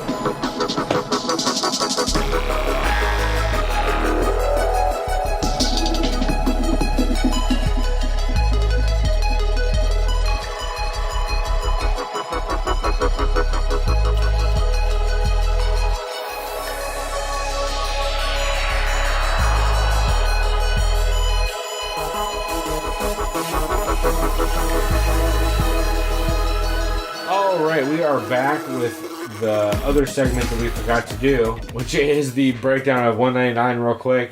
Basically, we just want to run through some of the dope matchups and throw out some potential upcoming matchups. First one I wanted to bring up, I was super, super impressed by Alex Caceres over Cole Miller. Thank you. Kept wanting to call him Jason, and then I wanted to call him Jim. Yeah. Then I wanted to call him Dan. It was a whole process. I really thought Cole Miller was going to take that, and Alex Caceres looked on fucking fire. He was fantastic. He's 35, right? Yeah, Cole Miller's up there in age. For sure. He's at least in his mid-30s. No, I meant Alex Caceres is a 135. Oh, 45. No, they're 45ers, yeah. So, any ideas on who you'd like to see Caceres match up against? I'm trying to think, like, where's Bermudez? I don't want to be a 45, spoiler right? alert, but they literally just confirmed he's fighting in Salt Lake City for the first time against, you can look it up. I swear to God, yeah, he's fighting, like, in the next fucking 2 months. Here, I'll pull it up. It's Salt Lake City, though, bro. UFC Fight Night Salt Lake. Salt Lake. Yair, fucking Yair, bro. Yeah. That's who it was. Yair, yeah, there it is. Yeah, there's a poster. Yeah, I just saw that shit. Man, that's gonna be such a good fight. Yeah. Oh, yeah. That's fucking dope. Oh man, I'm hyped for that. So for Jessica Andrade, she looked like a motherfucking monster at 115. She was like all right at 135, but she was clearly way too big or way too small for that weight class. Yeah. She was a beast. Like she was. I heard people say she was almost more dominant than Joanna against Jessica Penne. Like, she put on a fucking clinic. Yeah. She was just like Vonderlei. She was like throwing hooks like Vonderlei at Jessica Bennett at a certain point. Like, just literally just wailing. So, that'll be interesting to see where she goes. It'll also be interesting. She's one of those chicks that could probably benefit from a 125 division also. Yeah, I think that's inevitable, dude. It's starting to seem that way, right? Like, there's a lot. The problem is like, for a while, there wasn't enough girls to fill all three. But they're starting to come up. Like, I think in the next 2 years or so, we start seeing a bunch of young Invicta chicks and young chicks from, like, little organizations start coming up. Like the KGB Lees of the world and stuff like that. We're going to start seeing a lot more. Well, if KGB Lee can stop testing positive for diuretics. We'll start seeing a lot more of that 125 division. And once the UFC feels like they can fill it out, I think that'll be the first one they add before 145. If I was to put money on one of the two, I would say 125 before 145. I agree. Yeah, because it's way more of a division they can fill immediately. So I'm pretty hyped about that. What do we got? Danilo Dariush versus James Vick. I did not see that shit going like that. James Vick got mollywopped in that fight. I didn't see it either. That I thought James Vick was going to be able to sit on the outside and basically just chop him down on the legs and end up like basically outpacing him and throwing long strikes like kind of Chiesa style without the rear naked. But Darius just came out on fire and beat the fuck out of him. I kind of want to see like that division is so weird. The 155 division is so fucking all over the place. Because they're 55, right? Not 45? Yeah, and I was going to say, it's all over the place considering a certain Dustin is now looking great in that, but we'll get to that. Yeah, well, you know what? We might as well jump right to it. Briefly, we'll touch on Guido Ortega.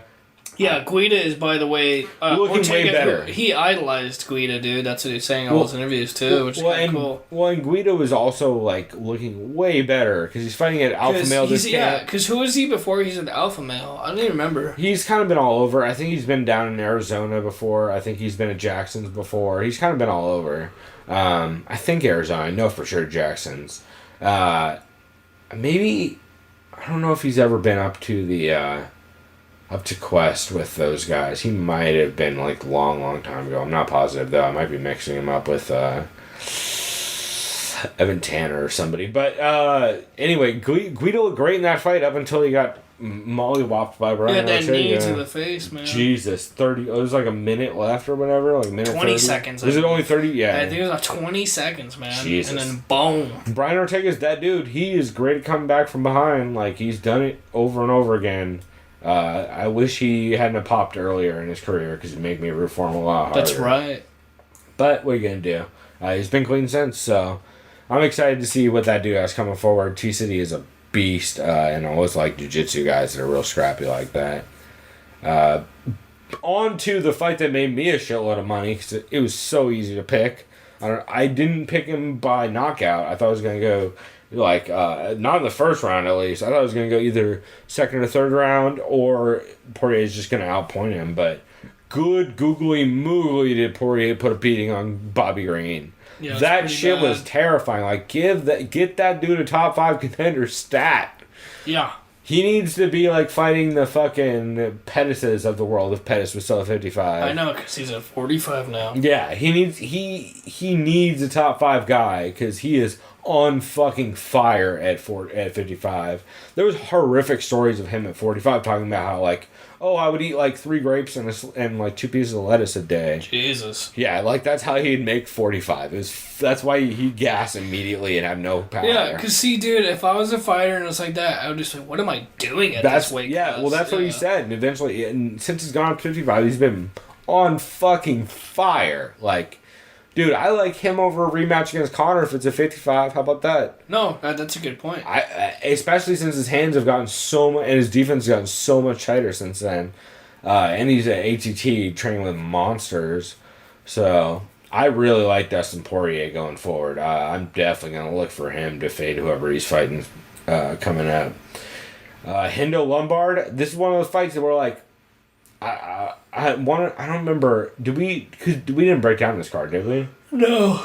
So the two things I almost put money on Hendo, but Lombard just scares me. I basically was going to put money on Hendo over the fact that he has a chin and he's got the weight advantage, just because it kind of made sense. And he was like a huge underdog, like not huge, but huge considering how close it was. But I figured Lombard would just be able to put it on him early. But he magnated himself basically. Like he didn't gas himself. But Dan Henderson just threw. By the way, I heard on a podcast he did with Eve Edwards, the Neutral Corner on Sherdog Radio Network. Great fucking podcast. Also, if you haven't heard, Eve Edwards did a podcast with Brian Stan back in the day a long time ago called Worlds Collide that was really good too. So check those out. But Henderson was talking with Eve about how Henderson told Eve Edwards after that fight, like in the back, he's like, that was the first head kick I've ever landed in a fight. And he's like, but it wasn't even the head kick that finished that fight. It was the fucking elbow afterwards. And then he threw the Michael Bisping death elbow after that. So Henderson's one of those guys that like it's impossible not to root for. Like I don't think I've ever rooted against Henderson ever.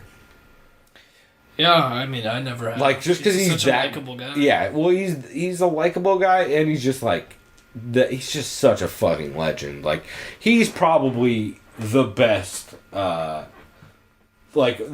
middleweight, like heavyweight ish, like hybrid fighter. Like, if you were to put his record against anybody else's, like he's fought more names than probably anybody in the sport. Oh yeah, definitely. Because like he's fought everybody. Like name a dude, Hector Lombard.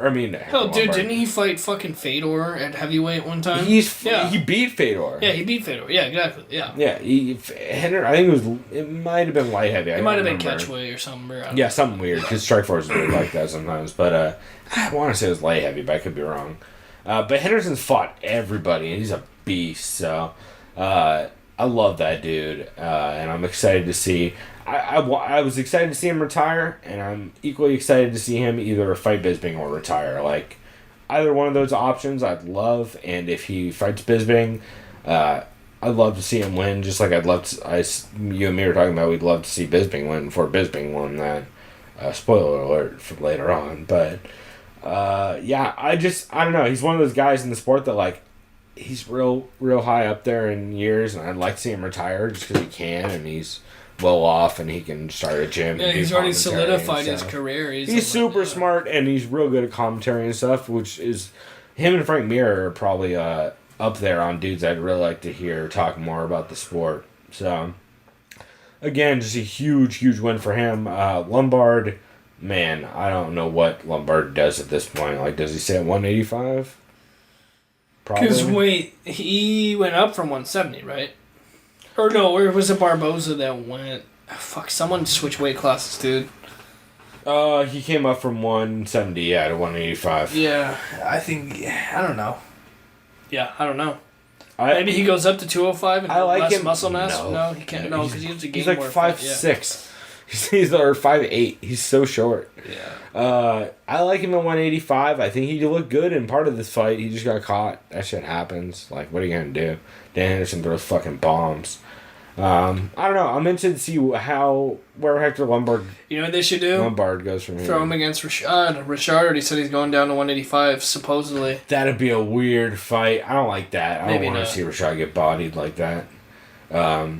Just because that's the kind of fight where, like, Hector's just going to sprint at him throwing fucking bombs, and I don't know. I want to see Rashad get, like, a good matchup against, like, somebody that's not just going to fucking wail for his head the whole time. Somebody's going to actually, like, try to fucking fight him on a well-rounded basis rather than just try to throw heat at his head the whole time. I don't know. Rashad's one of those guys that I like a lot, and some of that stuff is weird. Oh, shit! We're fucking up, dog. Two things. Oh, first off, fuck you, Mike Goldberg. Fuck you for every goddamn fight mentioning that Muhammad Ali died. Every goddamn fight dropping some innocuous reference that is not at all relevant. Fucking and during the Kevin Casey walkout, just fucking laying it on thick with the Muhammad Ali bullshit, because he married Muhammad Ali's daughter, so you have to talk about Muhammad Ali for 45 minutes just because he died. I get it. I get that Muhammad Ali was a big influence in the sport, but go fuck yourself, Mike Goldberg, for being so terrible and just awful at the way he let into. Yeah, if you're gonna talk about Muhammad Ali, do it in a good. Well, did you watch any of that shit? Like, it was just so fucking saccharine sweet of like just brown. Like, it wasn't at all relevant. Let's be fair. I was over here watching 199 with you and my brother, and we were both. Oh, that's right. That was way earlier though. Because that was like the second fight of the night. Oh, so it was before. You might not even seen that. It was really like early. Yeah, the first couple fights was so fucking bad. We're like, in between every walkout, everything was just like... Was he just like, Muhammad Ali? Yeah. Yeah. Well, and Kevin Casey is married to Muhammad Ali's daughter. So, like, the whole time... he comes out of the Hicksy Gracie black belt, as well as having been married to Muhammad Ali's daughter. You gotta imagine, Joe, there's a lot of pressure on Kevin to try to get the win tonight so that he can make a statement and impress his father-in-law that recently passed. Muhammad Ali! Kevin Casey! Yeah. I'm retarded! You know what that reminds me of? When they had at one point, some asshole wanted Ronda Rousey to fight Layla Ali in like a fucking boxing match. Like, are you dumb? Like, Jesus. I mean, I would argue that's guess what that's called? Guess what that's called? Holly Holm fight already. No, I would argue it's called fucking Floyd Connor. Anyway, yeah. Oh, so apart from all that, fuck everything else. Did you ever watch the Don Young Kim Reyes fight? Oh yeah, Marco Polo Reyes out of Alliance. That shit was great. They whooped the fuck out of each other. Oh, by the way, there's another John Hong Kim, the fucking zombie. Oh yeah, no, not the Don Young Kim, other Don Young Kim. There's two of them now, guys. They're both out of South Korea, and they're both judo specialists, which doesn't help. So one of them's called the Korean Zombie, who, by the way, is that's a different. That's not. That's not him. Hyung-Gyu Lim. Fuck, then who's the other Jong Hong Kim? Jong Hong Kim is the Sun Gun. Okay, what's the nicknames then? The Sun Gun. Is that the guy we just watched? No, the Sun Gun is the well-known one who fought, like, I think Damian Maya and a bunch of people. Okay, well, I backtracked. By the way, update on the Korean Zombie. What's his name? I think it's Hyung-Gyu Lim, but I might Either way, the reason why he's been out, I just read, is he's been serving. He's been serving in South Korea. Yep. So, now he's back, I believe, at the end of this year, which should be pretty dope. Anyway, so that... Dong Young Kim and Polo Reyes. Yeah, by the way, Polo again, Reyes. Polo Reyes, Alliance shout out. That was one of the craziest fights, probably the craziest fight. It was just straight up slobber knocker, man, if you want to just bring it back to... It kind of makes Forrest Griffin, Seven Bonner look like kitty shit in comparison. Oh, yeah. Because they literally just beat the fuck out of each other. It's ridiculous. That whole fight, I was just screaming the entire time. So if you didn't check that out, definitely go watch it. It's on Fight Pass. This is the first fight of the night. And now we're jumping in last three fights. This is one of the fights I was most hyped about. I put money on Holloway. He was a fairly big favorite. I think he was like minus 185 or minus 250, something like that. When I grabbed him, but he put a motherfucking beating on Lamas. It was the first round, I think. Especially... No, it was a decision, dude. It's because that was the distance. I believe so. Yeah, because at the end of the fight, he goes like this to him. That's right. Because he points at the ground, bro. Yeah, they just fucking start teeing off on it. Yeah, I can't believe that fight was the way he was beating up Lamas. I just assumed that would have ended earlier. You're right. It was crazy. That was a fucking wild. That is everything. Why Max Holloway is the best. Also, Max Holloway. A constant Twitch streamer. He's live right now as we're recording this. This is what Blessed MMA. This was his 9th victory in a row. Yeah, he's the most winningest dude probably in the UFC right now. Without a title shot too. That's the caveat, is without a title shot, because DJ is outside of that, obviously. Because DJ defended the title 9 times. So, yeah, man, he just beat the fuck out of Lamas the whole time. Like, Lamas just had not, like, he couldn't get the takedown, and Hawley just had the range and was just piecing the fuck up the whole fight. From what I remember. Again, this was 2 weeks ago. I'm recording this, so. Cruz favor, it's pretty much how I expected. One thing everybody needs to stop doing. All you fucks. All you dumb fucks who've never watched a Cruz fight, who keep saying, oh, Cruz is breathing really heavy in that fight. He's gassed, bro. Bro, he was like gassed in the first round. He's gassed because he's running a triathlon, bro. Because he runs so much, bro. That's what I think when I hear shit like that. Well, bro, he's breathing so hard through his mouth in the first round. He's clearly out of shape.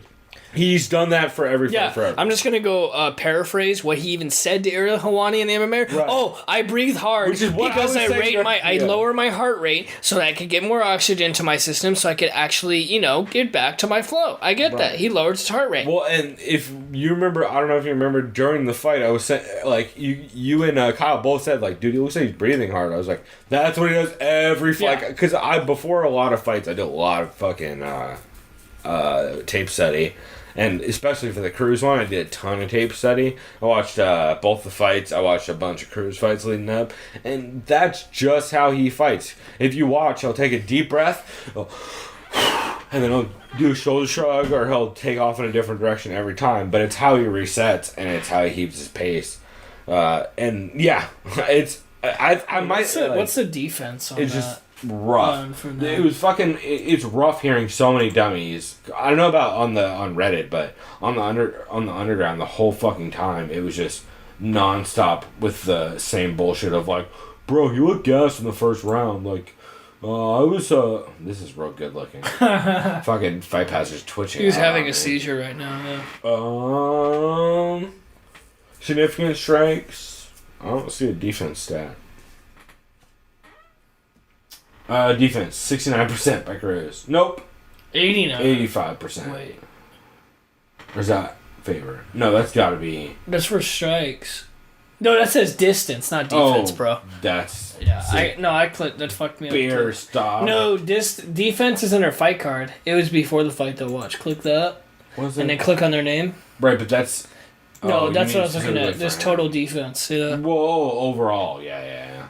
Anyway, we should move on. By the way, Cruz... We're going way too long in this segment. Yeah, he's like tied with someone for most wins in a row, and it's like 12 or something like that. I don't know. It's not the most in a row ever, but he's up there in the top on a current win streak. Him and DJ maybe might be tied.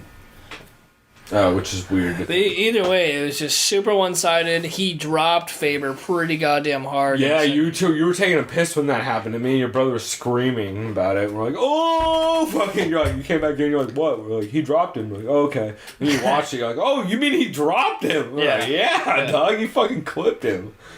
Shit was wild. Yeah, because I remember in the interview, Cruz was saying he's smart with his elusiveness and the way he jabs and he approaches his strikes, but he's saying the reason why he's because people criticize him. Oh, you're the decisionator. Oh, you have no power. But he's like, the reason why I loaded up power is because Faber's just fucking standing there. He's like, duh, here we go. Well, that and Dom Cruz has talked about how he notoriously has small hands that break easily. Yeah, that's right. Like, he's broken his hands in the past. Yeah, he says I have bitch hands. That's like what he says all the time. He's like, I got bitch hands. They break constantly. So if I fucking load up on shit, they just shatter. So I can't do that shit. Which explains his fighting style. But he's also a goddamn monster. And that leads us into... So, of course, I put money on Cruz. As easy money. He was like... He wasn't that... He was a big favorite, but not that big a favorite. I can't remember the number. Shit, if I log into Bovada, I can probably look. But while I'm looking that up, Rockhold Bisping, what did you think going into that fight? Because most of us thought, pretty much everybody thought Rockhold was going to do the same I thought Rockhold was going to finish him in the second or third round, something like that, because I know Bisping's a tough son of a gun. See, these are the kinds of podcasts I wish we would have done. I know. I fucking... Yeah. I know Rockhold had that knee injury with his MCL sprain going in, so I figured Bisping would just try to do a bunch of leg kicks or something like that, but The fact of the matter is, Rockhold was cocky. He had his hands down for a lot of the fight, and yeah, he got caught. Just straight up. You know, as Bisping said in the post fight press conference, caught him with that left hook Larry, if you want to call it that. Left hook Larry. Yeah, got him with the left hook Larry. You know, and put him away. All right, so my parlays I had in the last card, since I was able to pull this up. Well, let's start at the bottom. I had a bunch of shit I lost, including That draw, huh? Let's see. Tom Breeze I lost. Cole Miller, James Vick. And then I lost this parlay because of Cole Miller.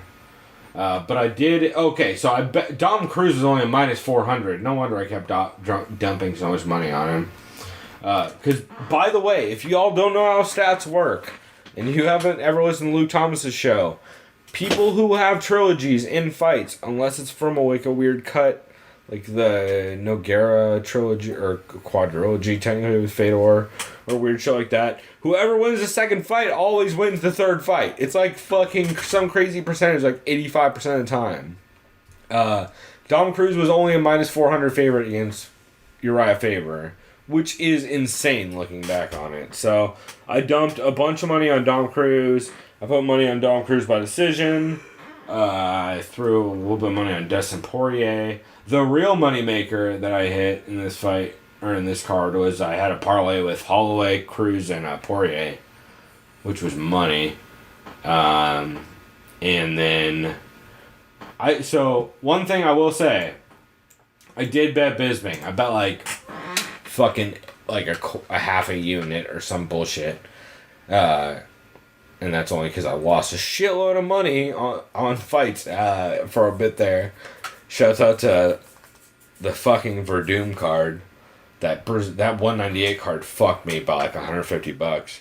But I threw about a unit on, or a half unit to a unit on Michael Bisping over Rockhold. And the reason why is because fucking Michael Bisping, first off, plus 400, not as big as I would have liked, but still pretty solid. But before that fight is the same thing Michael Bisping kept saying. If you watch the first fight, within like a minute or like 30, 45 seconds, Bisping clashes heads with Rockhold super hard. Because Rockhold goes in for a takedown and they headbutt super hard. And then Bisping basically can't see the rest of that fight out of one eye. And it was a huge factor. So, yeah, I don't know. That fight was... I didn't expect Bisping to win, obviously, but I bet Bisping by decision. Or I bet the over, actually. 1.5, because I figured like Bisping would be able to last longer than 1.5, because the only reason it was less than that the first time. Again, the headbutt. Not true. Bisping lands the left hook and knocks him out, which you weren't taking a piss that time, right? No, I clearly saw that.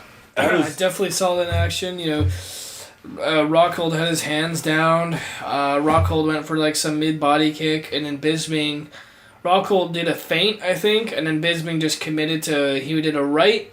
I think it was... I don't think it was overhand. I think it was just a regular right hook, just a 1-2, and then he caught him with that left hook Larry, as he calls it. The left hook Larry! That's what put down Rockhold. Rockhold was like, oh, shoot. You know, gets back up. Bisping knows what he's doing, accurately just precision strikes him again in like the temple with that left hook again, which is, I think, is probably his most powerful punch he's got, is that left hook. And one thing I've heard recently from, I want to say Heavy Hands podcast, but it might have been somebody else, they were talking about how Bisping's been working that left hook, because that's the same left hook he landed against Anderson Silva that knocked Anderson Silva down, if you watch. It's the exact same left hook.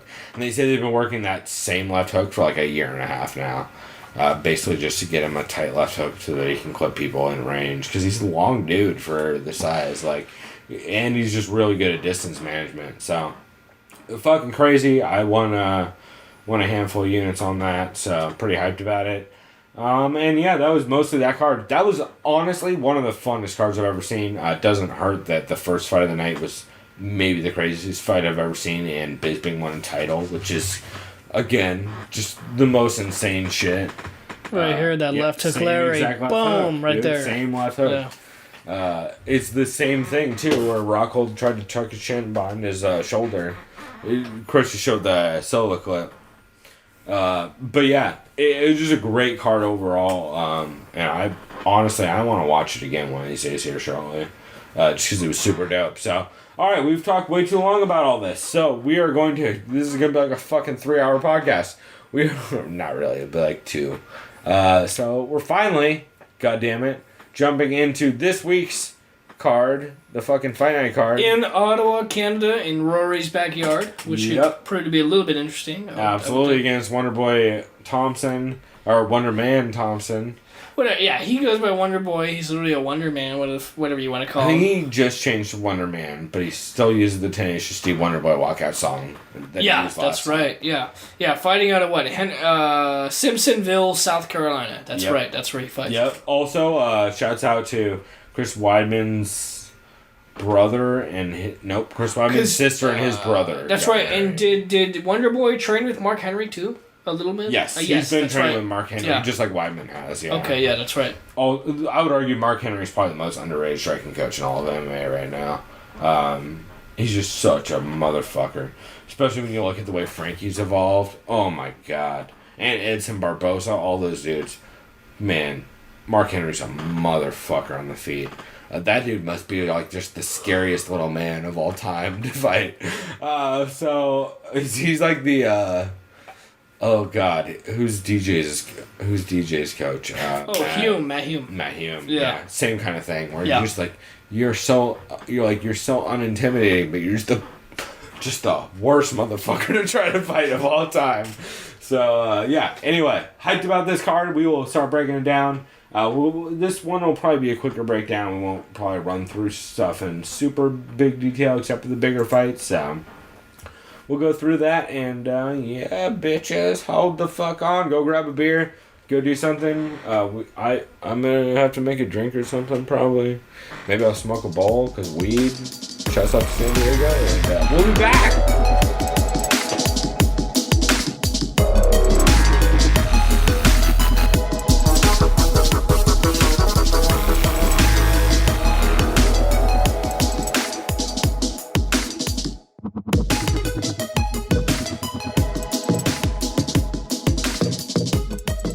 Alright, we are back, goddammit. Finally, Chris had never seen Diaz Daily before, so we just watched that, which is a fucking slobber knocker. Pretty crazy fight, right? Oh yeah, that was nuts. Is it what you expected, basically, from what you heard about it? Yeah. Especially from Diaz, what he brings to the table, his fighting style. I totally expected that kind of fight. Just through crazy fucking heat. Also, we are going to, next episode, come back with reflections on the video A Day in NYC with Rampage Jackson, which is the video that Chris was referencing, where Ariel takes Rampage out to eat in New York.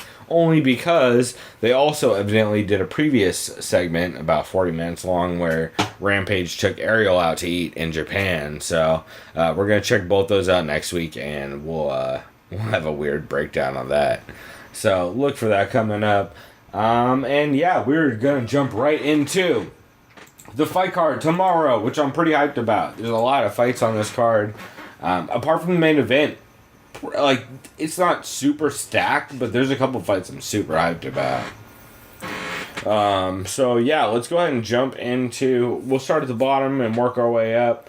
We'll try to cover some of the smaller ones a little bit less, just keep time a little bit brief. But Ali Bags is fighting... Ali Baglatinov is no more EPO.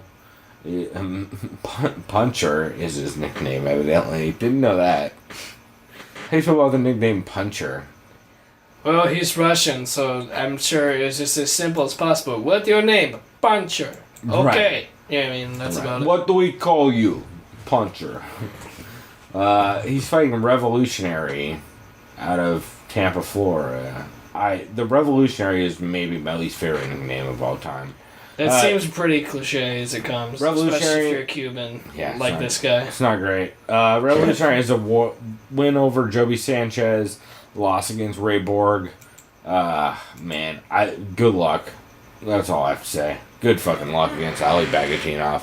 Ali Bagautinov is a beast wrestler. Just by looking at this guy, I know he's done Sambo. The fact that he's a Russian, too. Like, he's just going to grapple the shit out of this guy. Right. I mean, he did take DJ the distance, only because I would argue he was on EPO at the time. Oh, shit. Which he's recently gotten popped for. He hasn't looked terrible, though, in his last couple fights.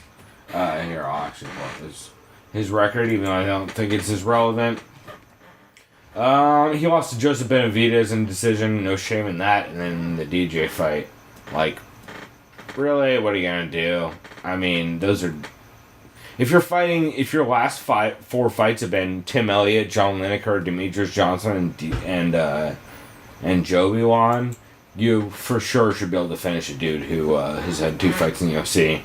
I like Ali Bags in this fight. I like him probably by decision, maybe by stoppage, but I don't see any way where Herrera has any kind of fucking shine in this. Also, that's my little brother in the background you hear yelling through the window, so shouts out to him. What up, bitch? Fuck off. That's what I'm talking about. So next off, we will jump to the next fight, Colby Covington versus Jonathan Munier. Munier. Yeah, you don't want to call this guy manure. He'll probably... That's why I try to adjust to 14 kill months. us. Jonathan the French Spider. That's what we're going to call him. First off, never call yourself the French Spider. Yeah, and especially the fact he's from French Canada, and a lot of the actual French hate that shit, so he's probably like, my name is Jonathan Manuel. I like that Canada pretends that there's not a French part of Canada. Yeah. 'Cause it's all French as fuck. I don't know if y'all realize this yet. It's like how America is Mexico as fuck, Canada is French as fuck. Like, y'all... I know that you guys think like how we think out, or how people think in the Midwest, like, oh, we're super uppity white and not Mexican. Like, nah. Y'all Mexican, just like everyone in Canada, is French. It's just how that shit works. Yeah, don't tell that to the Midwest. In Minnesota. Fucking... I don't know why I went with that. Anyway, we'll move forward. Colby Covington's fight a dude who's never fought in the UFC, so I'm going Colby Covington. Yeah, that's a good call. From what I can tell, this Jonathan, the... Meunier. Just call him Meunier. Sure, I'm going to go with the French Spider. Yeah, that's easy. He is from Quebec City in Canada, so I'm guessing that's why he's on the card. Could be an upset. I don't know shit about the guy. Yeah, if this guy wins, that means he is good, I guess. I mean, I always bet against your debut. Nobody shows up in top shape in the UFC.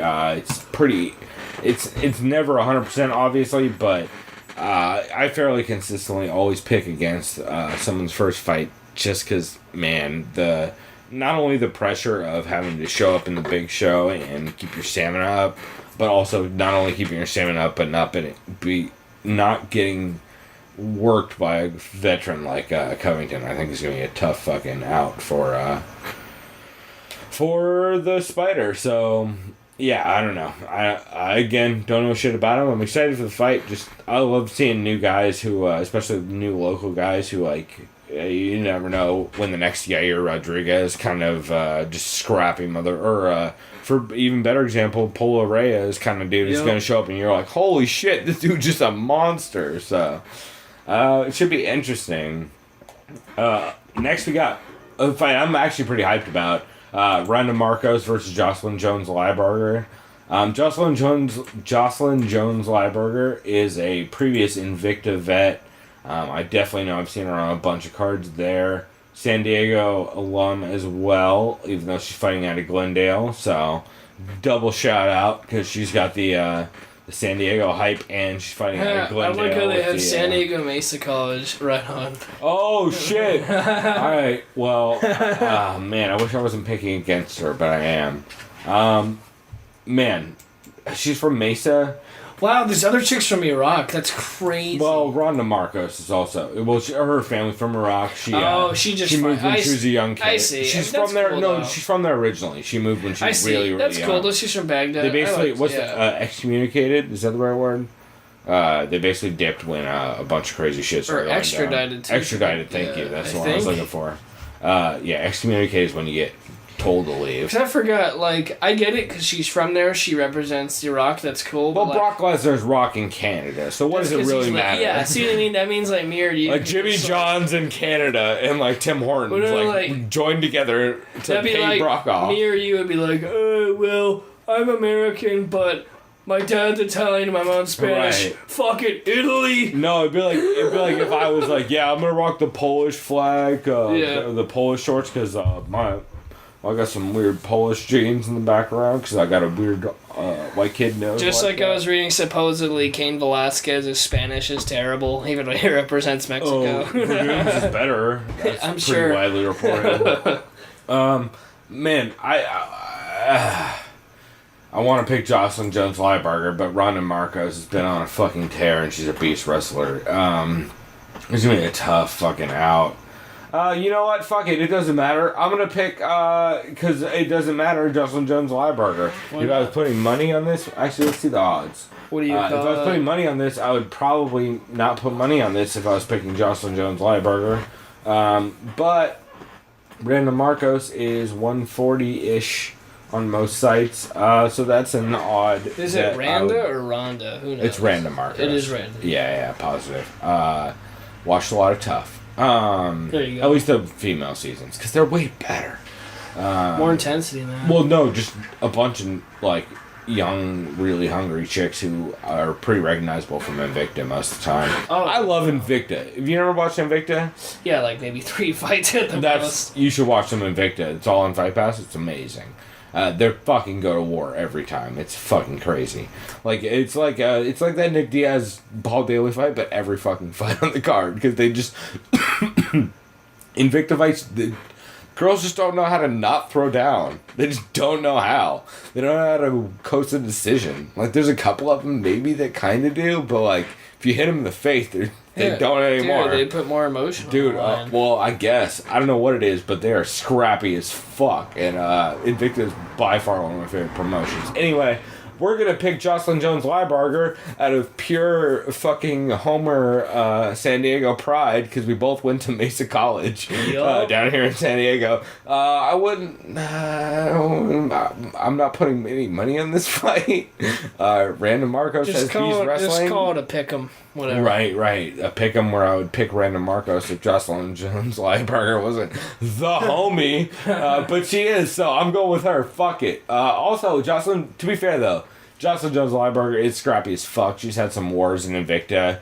She's one of those chicks in Invicta who just don't not know how to throw down. So she could definitely take Randa into deep water and just basically outwork her for 15. So I'm excited for the fight, because I think either way it's gonna be super fucking entertaining. And I'm hyped on, just like I'm hyped on the next one. Yo, we got Smiling Sam Alvey and Elias Theodoro. I probably said his name wrong. Which are probably the two prettiest people on the card, let's be fair. I mean, they're running head to head with Cerrone Cote for the prettiest people on the card. Yeah, Elias, he's called the Spartan. I don't know if Spartans had long hair, but who gives a shit? I mean, have you seen the picture of him riding a statue of a lion? Because it's real good. He tweeted out. I'm pretty sure it's pretty majestic.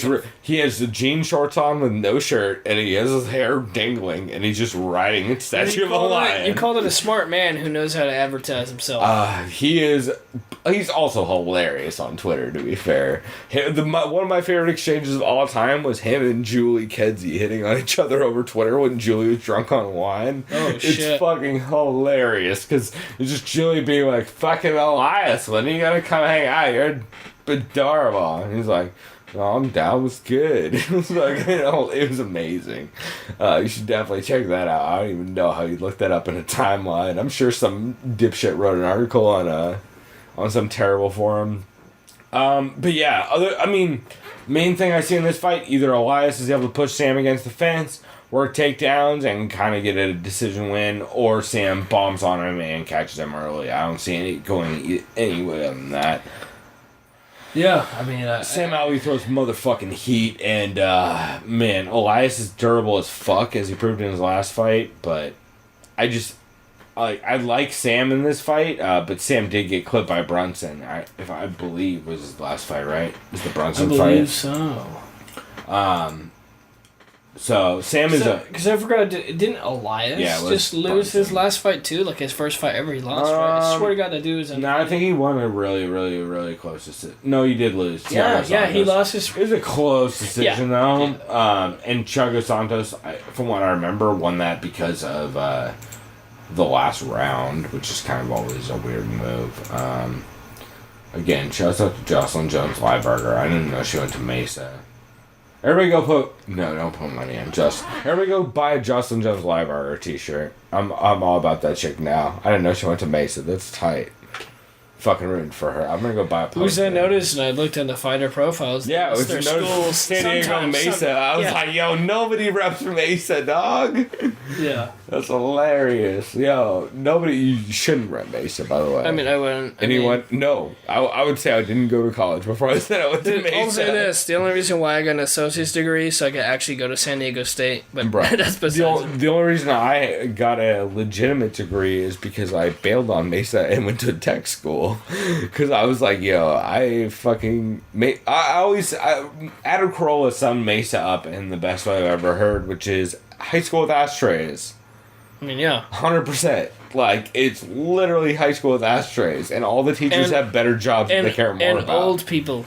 Right. Older people. Right. A lot of that. So yeah, I was drunk and high all the time, Mesa, though, so that was pretty fun. Like, astronomy class when you're really high, pretty cool. Pretty cool. Looking at planets when you're super baked, it's alright. Especially when your girlfriend's in the class doing all the work for you. I had a good back in Mesa, guys. You got a head start right there. Yeah, I guess. Head start is an ironic way to phrase that. That's correct. Anyway, Sam, speaking of head start, that luscious locks that of Elias Theodorou taking on Sam Alvey, Smiling Sam. I like Sam. I like Sam to clip him and just basically clip him early and then get him backpedaling it after the fight to lose, kind of Thiago Santos style. I would probably call on a unanimous decision for maybe goes. So here's the only thing is it is in Canada. Canada judging normally isn't as biased as American or Brazilian judging. Or Russian today. Or Japanese, the worst of all time. Russian is probably actually the worst of all time. Russian and Brazilian are probably tied, and then Japanese, and then American. And then, I'd say Canadian and American are probably about tied. They're normally not too bad unless it's GSP. But, I don't know.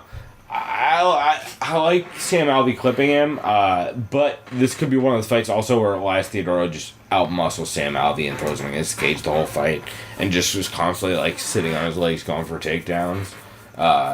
So it really depends on what kind of Sam Alvey shows up for this and how active Elias can maintain. I'm hyped about it though. Like, this is definitely one of the fights I'm really excited for on this card. Cool. Well, we will roll right into the FS2. I was about to say, I was wondering if that was Joe Soto. The last time I saw that dude is when he kind of one day notice fought Dillashaw, like a year and a half. Yeah, he's fought since then. I forget who. Yeah, we'll pull it up. He's definitely fought since then because he just fought not that long. Because that's surprising. He hung in there, I think, for 5 rounds and he got knocked out. Yeah, so see, that's hung with Dillashaw for 5 rounds, but to be fair, that was Dillashaw's MMO back then. Oh, that was almost 2 years ago. So tough loss to Anthony Burchak in the first round. That's when you throw one punch and get knocked out. That's not a good look. Oh Jesus! That's pretty and bad. then Tanaka took him the distance with just basically wrestle fucked him, which is not great news considering Chris Beal has decent wrestling. I want to say Chris Beal's training out of Alliance. I mean, not Alliance. I was going to say Alpha Male, but I don't think that's right anymore. No. That's right. He's on Ronda's team. And, he's Venice? Yeah. I'm trying to remember where he's training out of. I can't remember. I mean, Jesus, if he's training with Ronda and Edmond, I do not expect this motherfucker to go standing boxing, and I don't see a Yeah, I don't know. In the OC or LA? I don't know. Or, yeah, I don't know. It's kind of vague. Chris Beal's real scrappy. His last couple fights, he hasn't looked great, but he hasn't lost by anything other than decision. He's also fought super fucking tough dudes like Neil Sear and Chris Kalides. Yeah, Chris Kalides. Doesn't really have... I mean, Matsuda is a pretty big name, but doesn't have... This is going to be a really tough fight. This is basically a loser-lose town It's match. a pick-em, man. You just kind of like... This is also a tough fight for either of these dudes, because either way, they're going to kick somebody the fuck out, and it sucks either way. Who do you got, Dan, if you lose to this? I would think I'm going with but both of them are on double losses. 2 losses in a row, huh? Yeah, I think I'm going with Soto, just because he at least still with... Soto's definitely got the experience. If I remember right, Soto was an old, early Tachi fights guy. And he's been around a long time in Tachi. I probably lean Chris Beal just off takedowns and position. Yeah. But, I mean, this fight can go either way. It kind of depends on, again, what version of each guy. Either way, if you're a betting man, ignore this fight. So, actually, let's check the odds. Maybe not. Maybe not. Just over Chris Beal. Okay. Yeah, that's an even money fight. Don't touch that shit. Yeah. Sam Alvey's a +205 underdog. I really like that line. And Jocelyn Jones Lieberger, the homie, who I don't necessarily recommend betting on, is +135. Yeah, I really like Chris Beal. I mean, not Chris Beal. Sam Alvey is that underdog. I'm probably gonna drop a unit or two on that.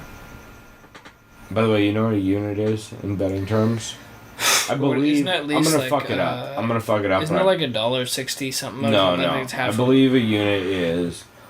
It's either 1%. I think it's 1% of your total. Of your total bankroll. Because I know you have to at least put 20. I believe it's 1%. I might be fucking that up, but I believe that's correct. Something like that. Also, again, we've been drinking, and as you can tell, Chris is slowly devolving during this show. A little bit, yeah. I'm pretty damn tired, too. That's right. He stopped drinking. I've been drinking the whole time, so I'm sure my also, I haven't been talking to the mic the whole time. That's got to be terrible. Yeah. It's just me slowly developing a fever throughout. It's been fun for me. I'm sweating pretty good. I also just realized I haven't been talking to the mic, so we'll see how the mastering in this episode goes. I might have to do some extra hands-on. All right. So, we will jump right the fuck into the next fight. What do we got? We got Tandon McCrory versus the Barn Cat, Krzysztof Jotko from Poland. I like Tandon in this fight only because Tandon is scrappy as fuck. Tandon McCrory never, even when he doesn't show up, he shows the fuck up. He's just that dude. He's just so fucking scrappy. He has a similar kind of mentality to Ben, who's the fucking Ben with the Muay Thai and the 10th Planet Jiu-Jitsu? Saunders. He's got a Ben Saunders kind of mentality where he's just so motherfucking scrappy. Liam McGeary also. Just so scrappy and great on the ground. And he just can hang the fuck in there in tough times. So, I like him on this one. Krzysztof Jotko, I don't know a ton about. I've seen him fight a bunch. He's looked good in everything. But it's a big step up in competition. Bradley Scott's a pretty big step up, but not the kind of the Barn Cat style of step up. Where, if you look at the Barn Cat's last handful of fights, dude's got a ton of experience. Well, I should say that was a while back. I forgot he was injured for a while, but coming back and jumping right into a Josh Saman fight and coming out on top is a huge fucking win. And Tamden's really good on the ground, so I don't know. I would lean Tamden's way, but again, MMA, and it's hard to bet people. Again, just barely coming off a layoff. So, any thoughts? Not really, because I'm not familiar with these guys. But yeah, I guess you just go with the favorite, McCrory. Yeah, that makes that easy. All right, Michigan. Oh man, I fucked that Misha Kirkunov. Serkinov. See, I got so excited about... It's probably not a hard. I got so excited about saying Serkinov that I kept adding a K to Misha, because... And how the hell do you say this name? Republic of Moldova? I don't even know where that is, dude. Jan Shulotava? Is it Eon? Eon? Probably Eon? I-O-N. It's J, right? I-O? No, it's an I, bro. Right? It's an I. Look at that shit. Where the fuck? Right there. Look at that. It's an I-O-N. It looks like it's J. It's I, dude. Trust me. It's I. Oh, yeah. It's Jan. It's probably Eon. It's probably Jan. Something like that. Jan Cute Laba. Cute Laba. So Ion Cute Laba is fighting Misha Serkinov. Misha Serkinov, whose name I was fuck up because of Mishka Shabali, the Doug Stanhope music guest, who we will use for our next intro or outro or whatever the fuck we do. So yeah, Mishka Shabali, check him out. He's great. Not to be confused with Misha Tate, bantamweight champion. I mean, you can confuse them if you want, but they're pretty different. Yeah, one of them's real cute, and the other one's real drunk. So let's see, what do we got? Misha Serkinov coming off some impressive performances over some dudes that no one is really all that familiar with. Super new on the scene. He's had one fight this year. Not a dude I know a ton about, other than actually he's probably had a ton more fights. I should say we should not be using. Why are we using this? I should be using Sherdog. Right now we're using the UFC. That was a terrible plan. Right now we're using the UFC ranking tracker, or whatever the fuck you want to call it. Which is not the way. Right there, yeah, right there, yeah. Because they have shitty records. Not that Sherdog's records are that much more complete, but at least they recognize other organizations. We will switch to those. Plus, I love Jordan Breen. Thank you. That's a way better list of stuff. Yeah, bunch of regional stuff. From what I can tell, previous to his to UFC fights from Serkinov. Serkinov, from everything I've heard, dude's just a beast. Like, he's never not a beast. Every time he shows the fuck up. I believe it is the Three Amigos podcast with Stephanie Haynes and Ian and Mookie who are super high on Serkinov.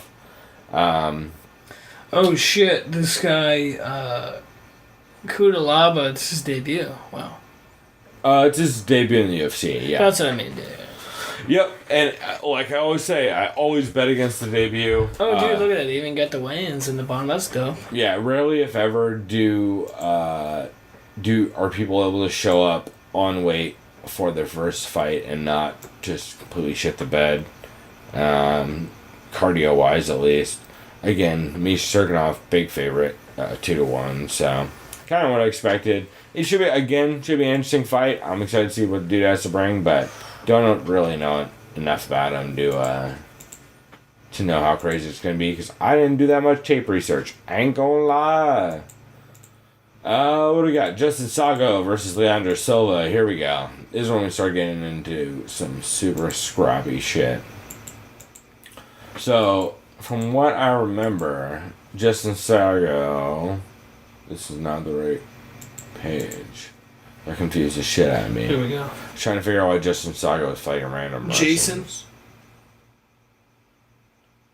Right? Jason Sago. Whatever. Why am I thinking of Justin? Who knows? Who the fuck is Justin Sago? That'll be his brother. Did I make that up? Does he have a brother? Sager. That's his Sager. Justin Sago. Yeah, that's, goddamn Italians. It's just Jason Sago. I just completely fucked that up. Why am I thinking Justin? Well, to be fair, I'm... Sorry, Jason, if you're listening to this. I mean, to be fair, number one, you're not, so that's a good sign. Exactly. Number two, I'm slurring so bad that I'm sure we'll never put this out officially. But... Yeah, we will, but For fun. Test run. It's all test runs forever. He fought Paul Felder. That's cool. Yeah, tough, fucking good Google. Wow. Google, yeah. I was gonna say good googly moogly, but I fucked it up like 3 different times. Oh, dude, he also fought Josh Shockley. Okay. I was like, what are you quoting, Zoolander? Why am I thinking Justin Sago? Sago instead of Jason. That's so weird. Oh, Buscape from, what was he? Tough Brazil 2, I want to say. Definitely one of the Tough Brazil seasons he was on. Pretty positive. Oh shit, this guy lost to Trinaldo? Fuck, dude, they just announced that he's... How are you going to give Trinaldo No, to a dude on his they just first gave fight? Trinaldo a big fight. Let me look it up. Oh, this is the dude that beat Efrain Escudero back in November. Landry Silva was on fire on that fight. Yeah, he's definitely an ex Tough Brazil guy. Went over Charlie Brenneman. Why did he get a no contest on the Dober fight? Do you remember? Was that an eye poke?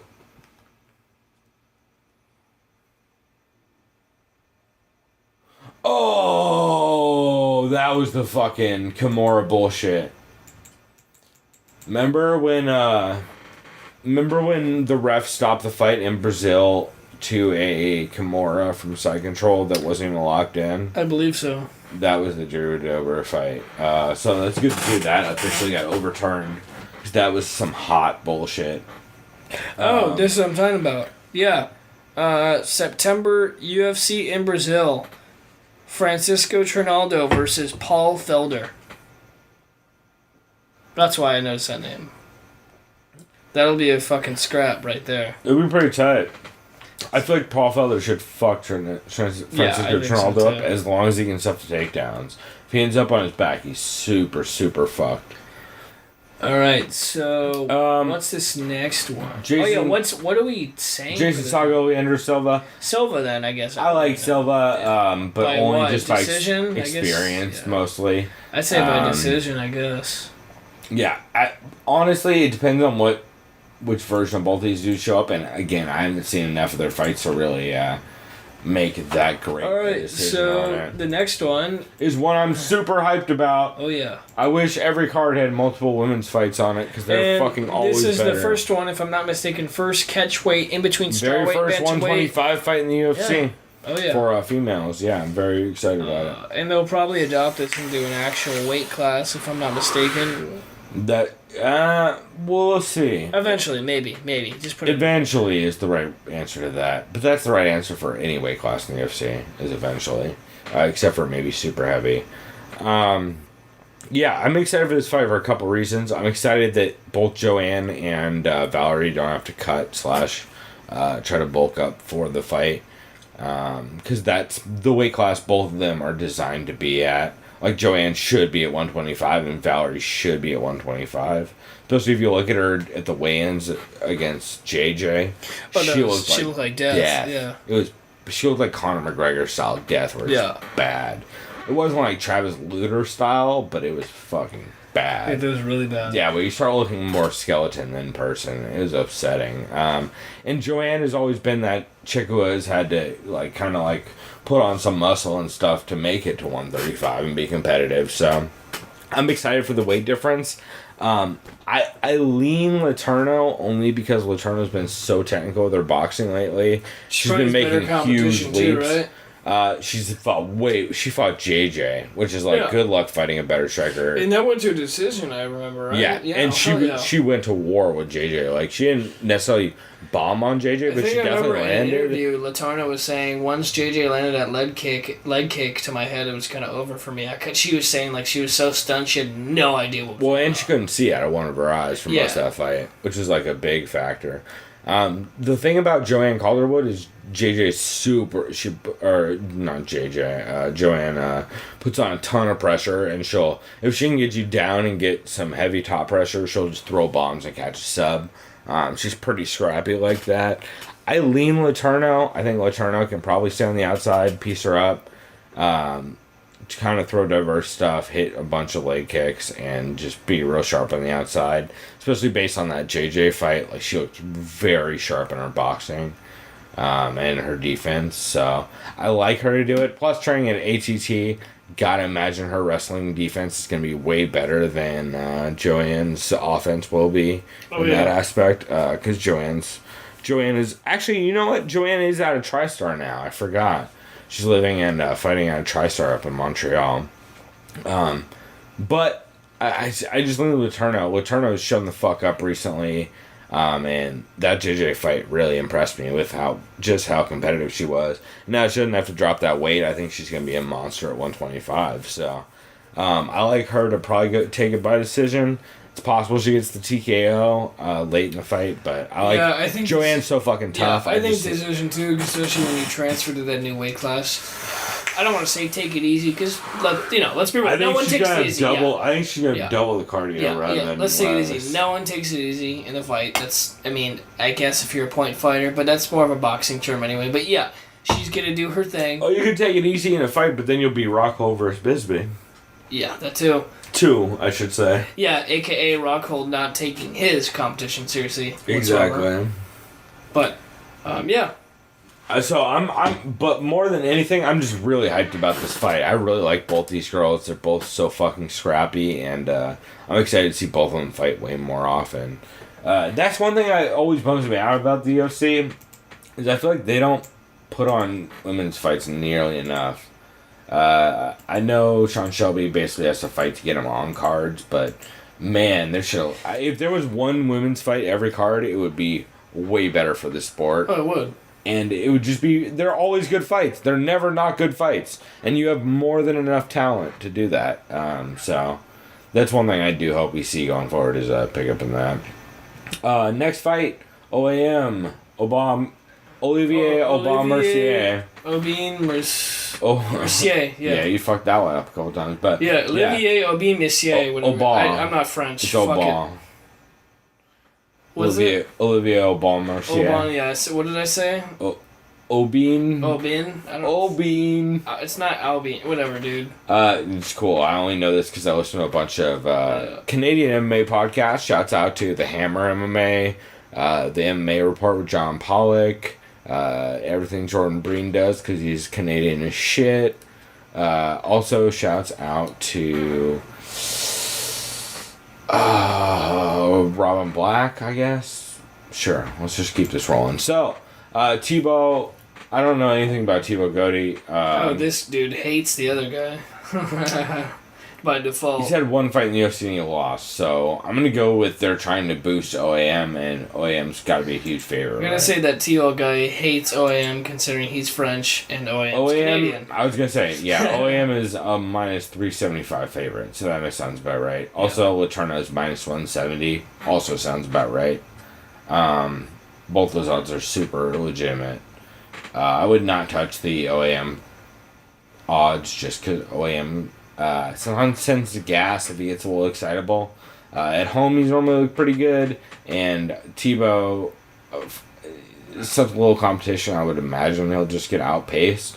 But who the fuck knows? That's one of those fights I wouldn't touch unless I was just gonna throw OAM on like a weird little parlay for easy money.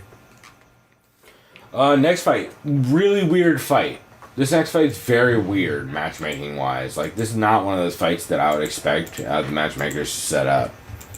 Which is Cibase Sean O'Connell. Cibase is, if I remember right, isn't he the Canadian... he's TriStar. So yeah. So he's the Canadian dude who's basically a hockey player. Okay. Converted MMA fighter. That probably explains his age and his weight. Yeah, so he lost to Thiago Santos in his first time out. He got head kicked in the first round, 30 seconds in. It was really, really ugly. And then he myrtleized James Tahuna 52 seconds in, which was really, really ugly. So I don't see this fight going the distance, I'll tell you that much. Yeah, no. But he's fighting Sean O'Connell. Sean O'Connell, I believe, is the dude who writes books or something. What's his nickname? Where does it say nickname on shirt? Oh, an orange, the real OC. Oh, I'm thinking the other O'Connell. Sean O'Connell, the real OC. Right. Yeah. Where's he fighting out of? Salt Lake City, that's right. He lost to Illyard. That's not bad. Well, so here's the thing, yeah. So Sean O'Connell is lost. Jesus Christ, 30 seconds? Yeah, you're right. This is not going to a decision. Oh, no. My. Yeah, no. Well, I would bet the under on this fight all fucking day. I haven't even looked at the odds, but that looks like a decent option. Sean O'Connell has a ton of experience. He's fought really tough dudes. He's also gotten fucked up by really tough dudes. Ilir Sledgehammer Latifi is a monster, and it's a motherfucker to put him against. So that sucks. But he also, his 2 wins in the UFC are over Anthony Perosh, who's like 45 or something, and then Matt Van Buren, who's also up there in age, from what I've heard. I don't know. Jesus, I didn't realize McGregor Seaver was only in January of 2015. That's fucked up. It's been a long year and a half. Jesus, has it been a long year and a half? Yeah, I remember I was at the Blarney for that. I think you were there. Can you imagine the fact that Seaver McGregor was only fucking in January of goddamn 2015? Yeah, it was the last year, man. A year and a half ago. It's crazy. That's fucked up. Yeah, Brian. I mean, to be fair, everybody's lost to in the UFC are monsters. Brian Jimmo, Jean Volante, and Ilir Latifi. They're not like top 5 dudes, but they're all fucking beasts in their weight class, and they're tough as fuck. Like, dudes like Ryan Jimmo and Jean Volante and Ilir Latifi are like the last dudes you want to get thrown in your fucking first couple UFC fights. I imagine Bosse should be able to take this just by fucking outperforming Bosse. I mean, not Bosse. I just said that twice. No, that's right. Outperforming Bosse and just basically taking him down and punching him in the head a bunch. But I don't trust either one of these dudes again.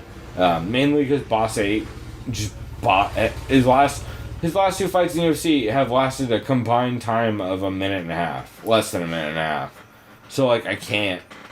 And then his last fight before that was in 2013. So like I just can't. So Bosse by forecheck to the mouth, hockey terms. Yeah, I'm gonna go by. He's gonna get disqualified for throwing him over the glass or some shit. That's not even a thing in hockey, right? That should be a thing in hockey. You can't really throw him. The only thing you can throw him over really is just a bench. But you say that, but like we're not playing NHL hits here. But I hear you. Trust me, that shit was we fun. We should be playing NHL hits here. No, you could say illegal hit from the back, like cross. No, I agree. Every game should be NHL hits from now on. I agree. That's what we really learned from this conversation. NHL hits for life. Also, especially that one asshole. I can't remember what team he's on. I think it was Philly. He literally just destroyed the ref intentionally. It was really bad, and he got suspended for like 10 games. Like how that one dude kept dick kicking the other guy in the NBA? Yeah. It was, Draymond Green. To all you NBA guys out there, first of all, I give no shits who wins, whatever. Don't care if it's the Cavs or Warriors, but just for all you defending Draymond Green saying it was accidental, please get eye surgery. You're totally wrong. But yeah. Well, no. For all you defending Damon Green, stop kicking people in the dick. Because clearly that's what you do. Yeah. Because if you're defending somebody who's kicking people in the dick, then you kick. Then stop being Chet Congo. All right. That's my advice for the day. Damon Green, or what's his actual name? Draymond Green. Draymond. Yeah, he's a dick. I fucked that up. Yo, Draymond Green and everybody listening who is a Draymond Green supporter, stop Chet Congoing dudes' dicks. That's my advice. Or start Keith Hackneying guys' dicks. Either way. I'm cool with either one. Do what you do.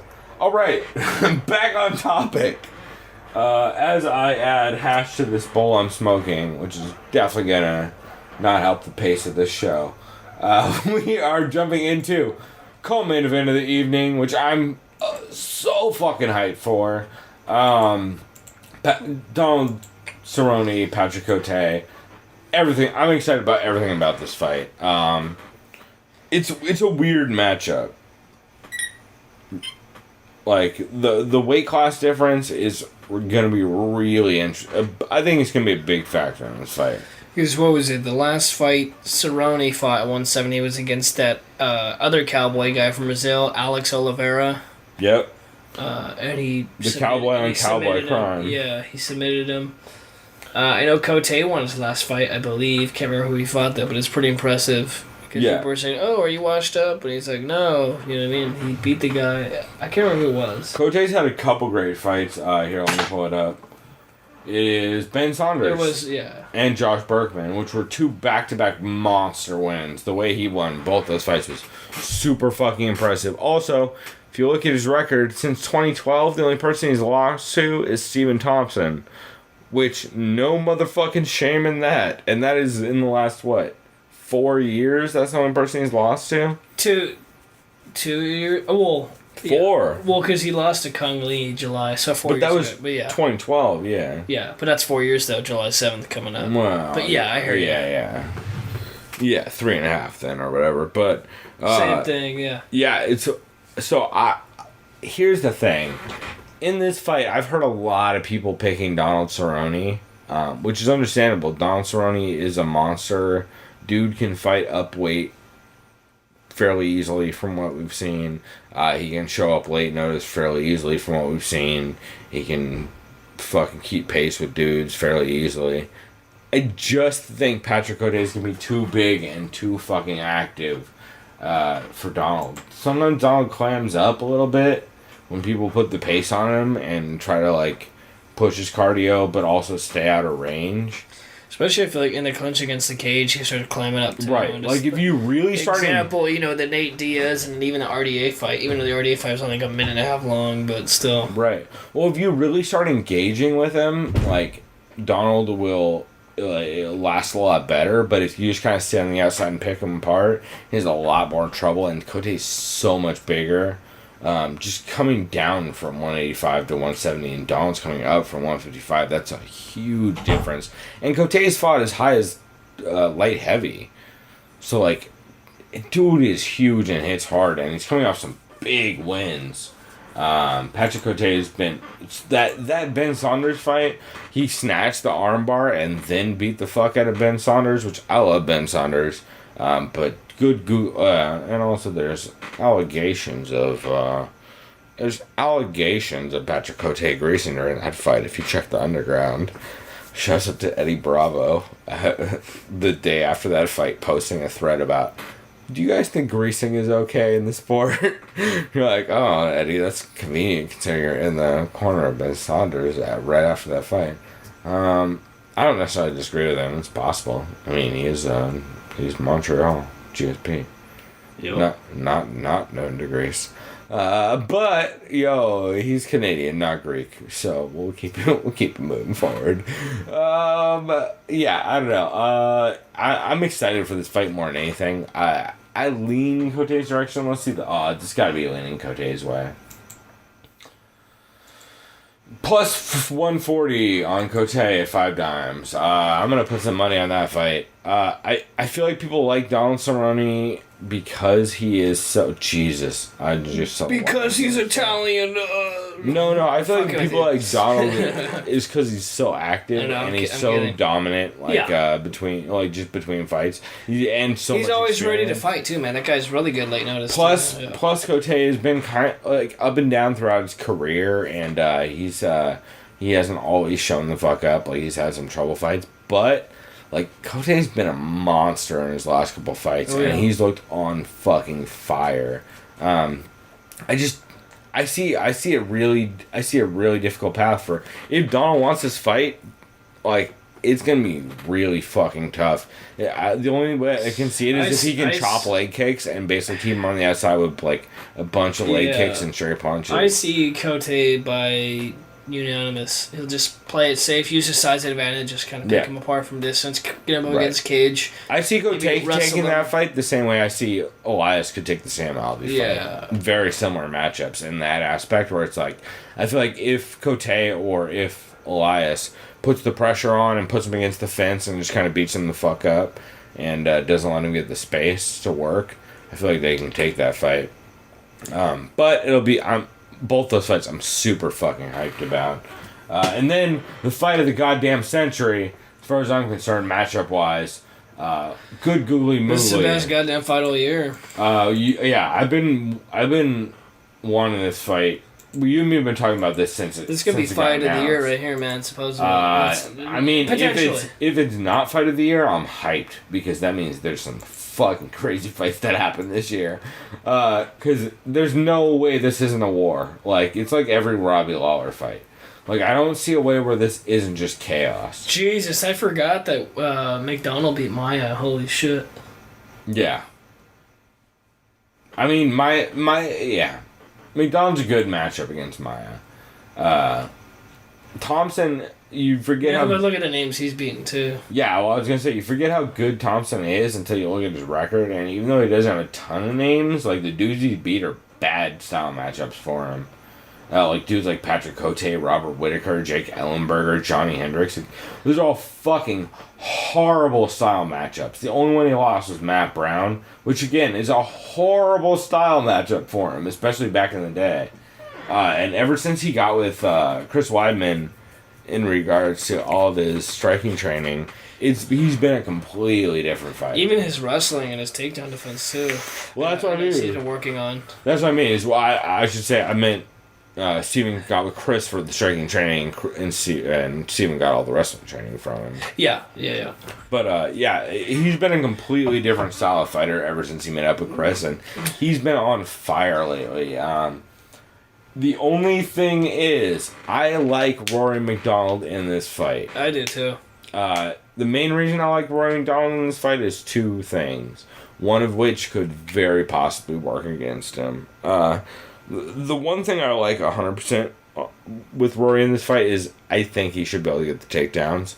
He's way more dynamic on hitting takedowns than Johnny is. Johnny's great at hitting takedowns when he can get him, but Rory has way more entries. If you watch Rory's fights, he makes his stuff up so cleanly. Well, I feel like, too, he can get the angles whenever, especially when Thompson, I know he has that side karate kind of stance, keeps his hands down, gets to those side kicks. I feel like Thompson can kind of just maybe like sidestep or get some sort of angle and either take him down or counter with like a leg kick. Or I feel like once if he keeps Thompson on the ground, I don't want to say it's over because he might just control the fight and just play it safe, or whatever, and just fight for the rounds. Because I could, in my opinion, right now, straight up, I would just say McDonald via decision. Whether it's unanimous or split, I don't know. I just still think it's a decision.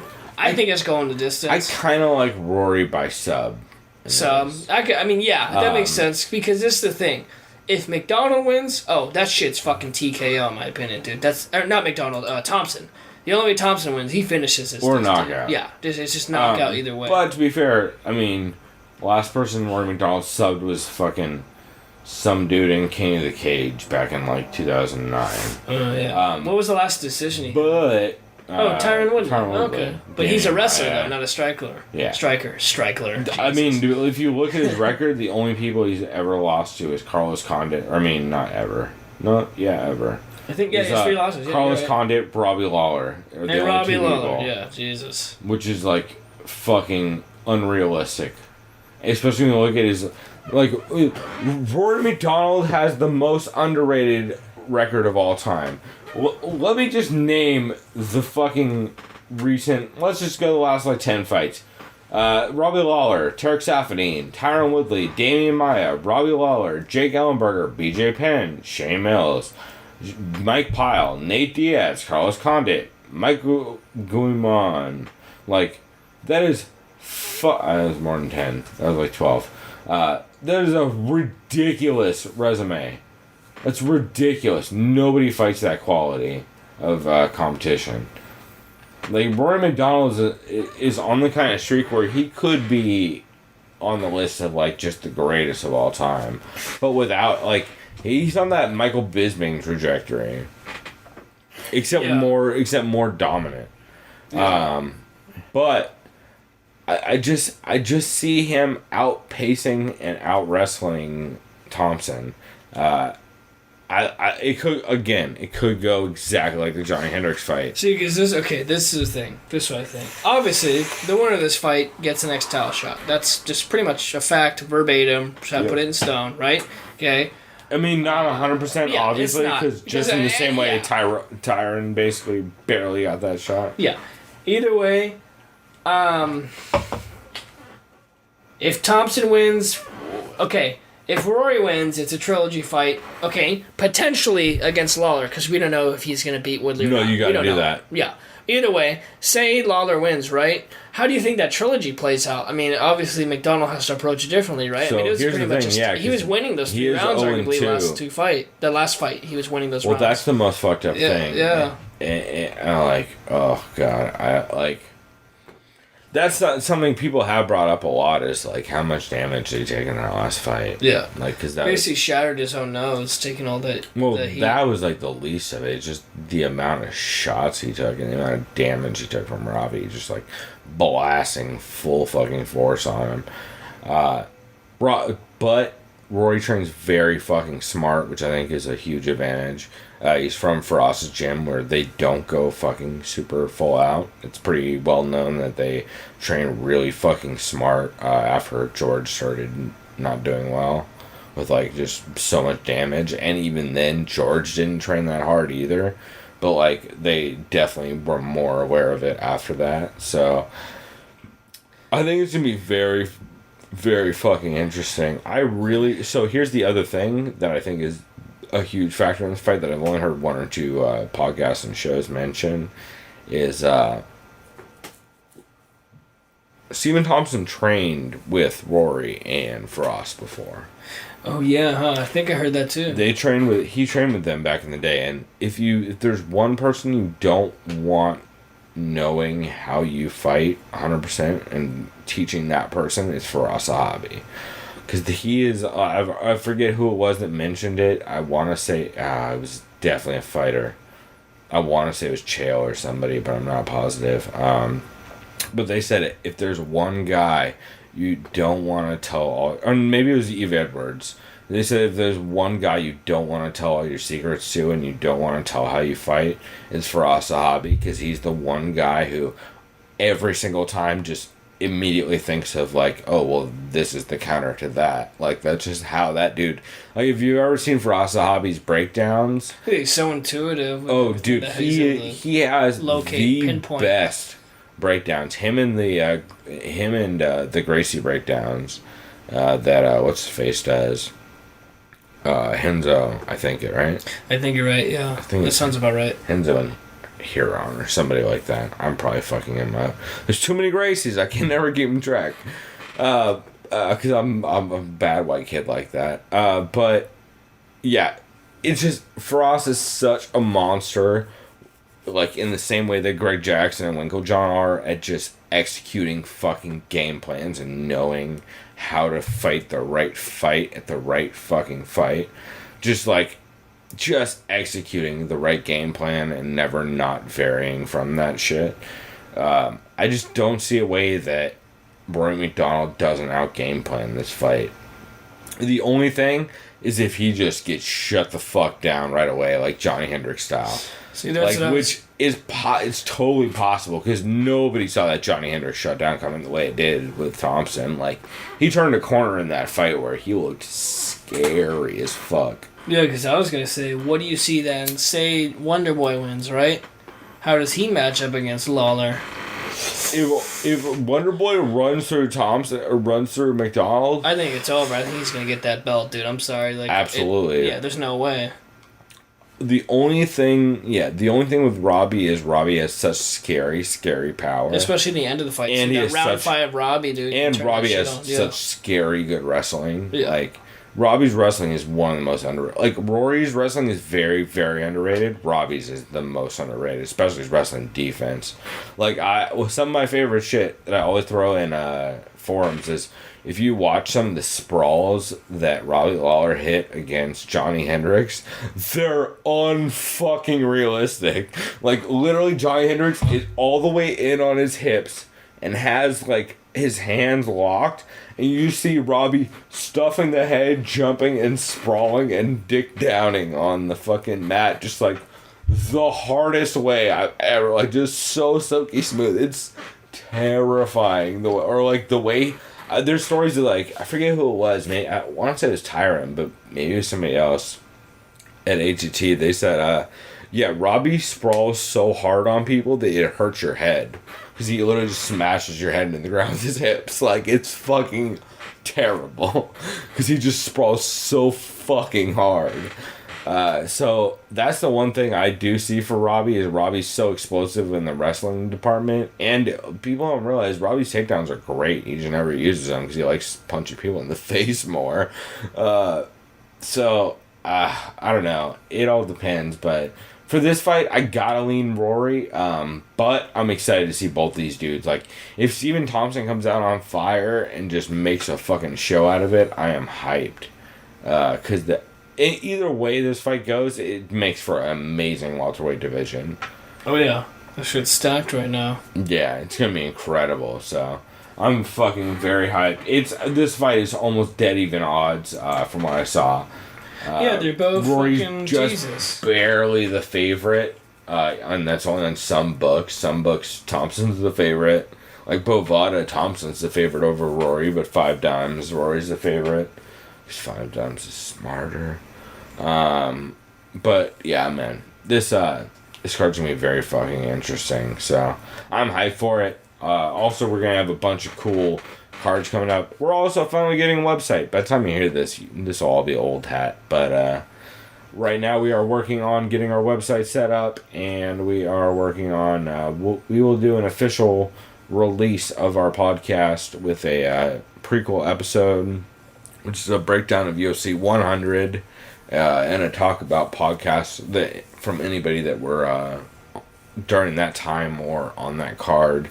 And then we will jump into UFC 200 podcast, where we go through basically 200, talk about dope podcasts leading up, because there's going to be a bunch of them, and should be a lot of fun. So we got all that coming up. Chris, anything you want to plug that you got coming out?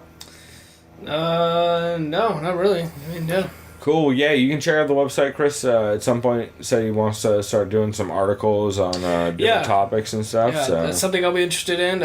Get that rolling through. Get back to my AP style appropriate. I mean, it doesn't really have to be that way, but we gotta make it look professional. Right. Yeah, approach, you know me.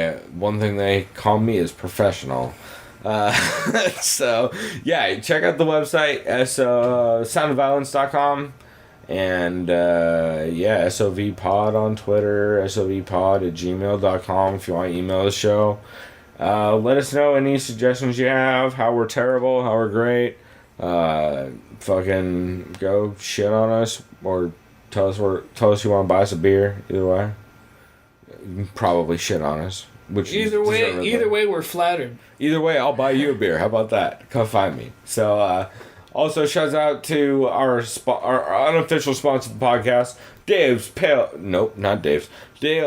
Ale. Also, what's the name of that peanut butter stout?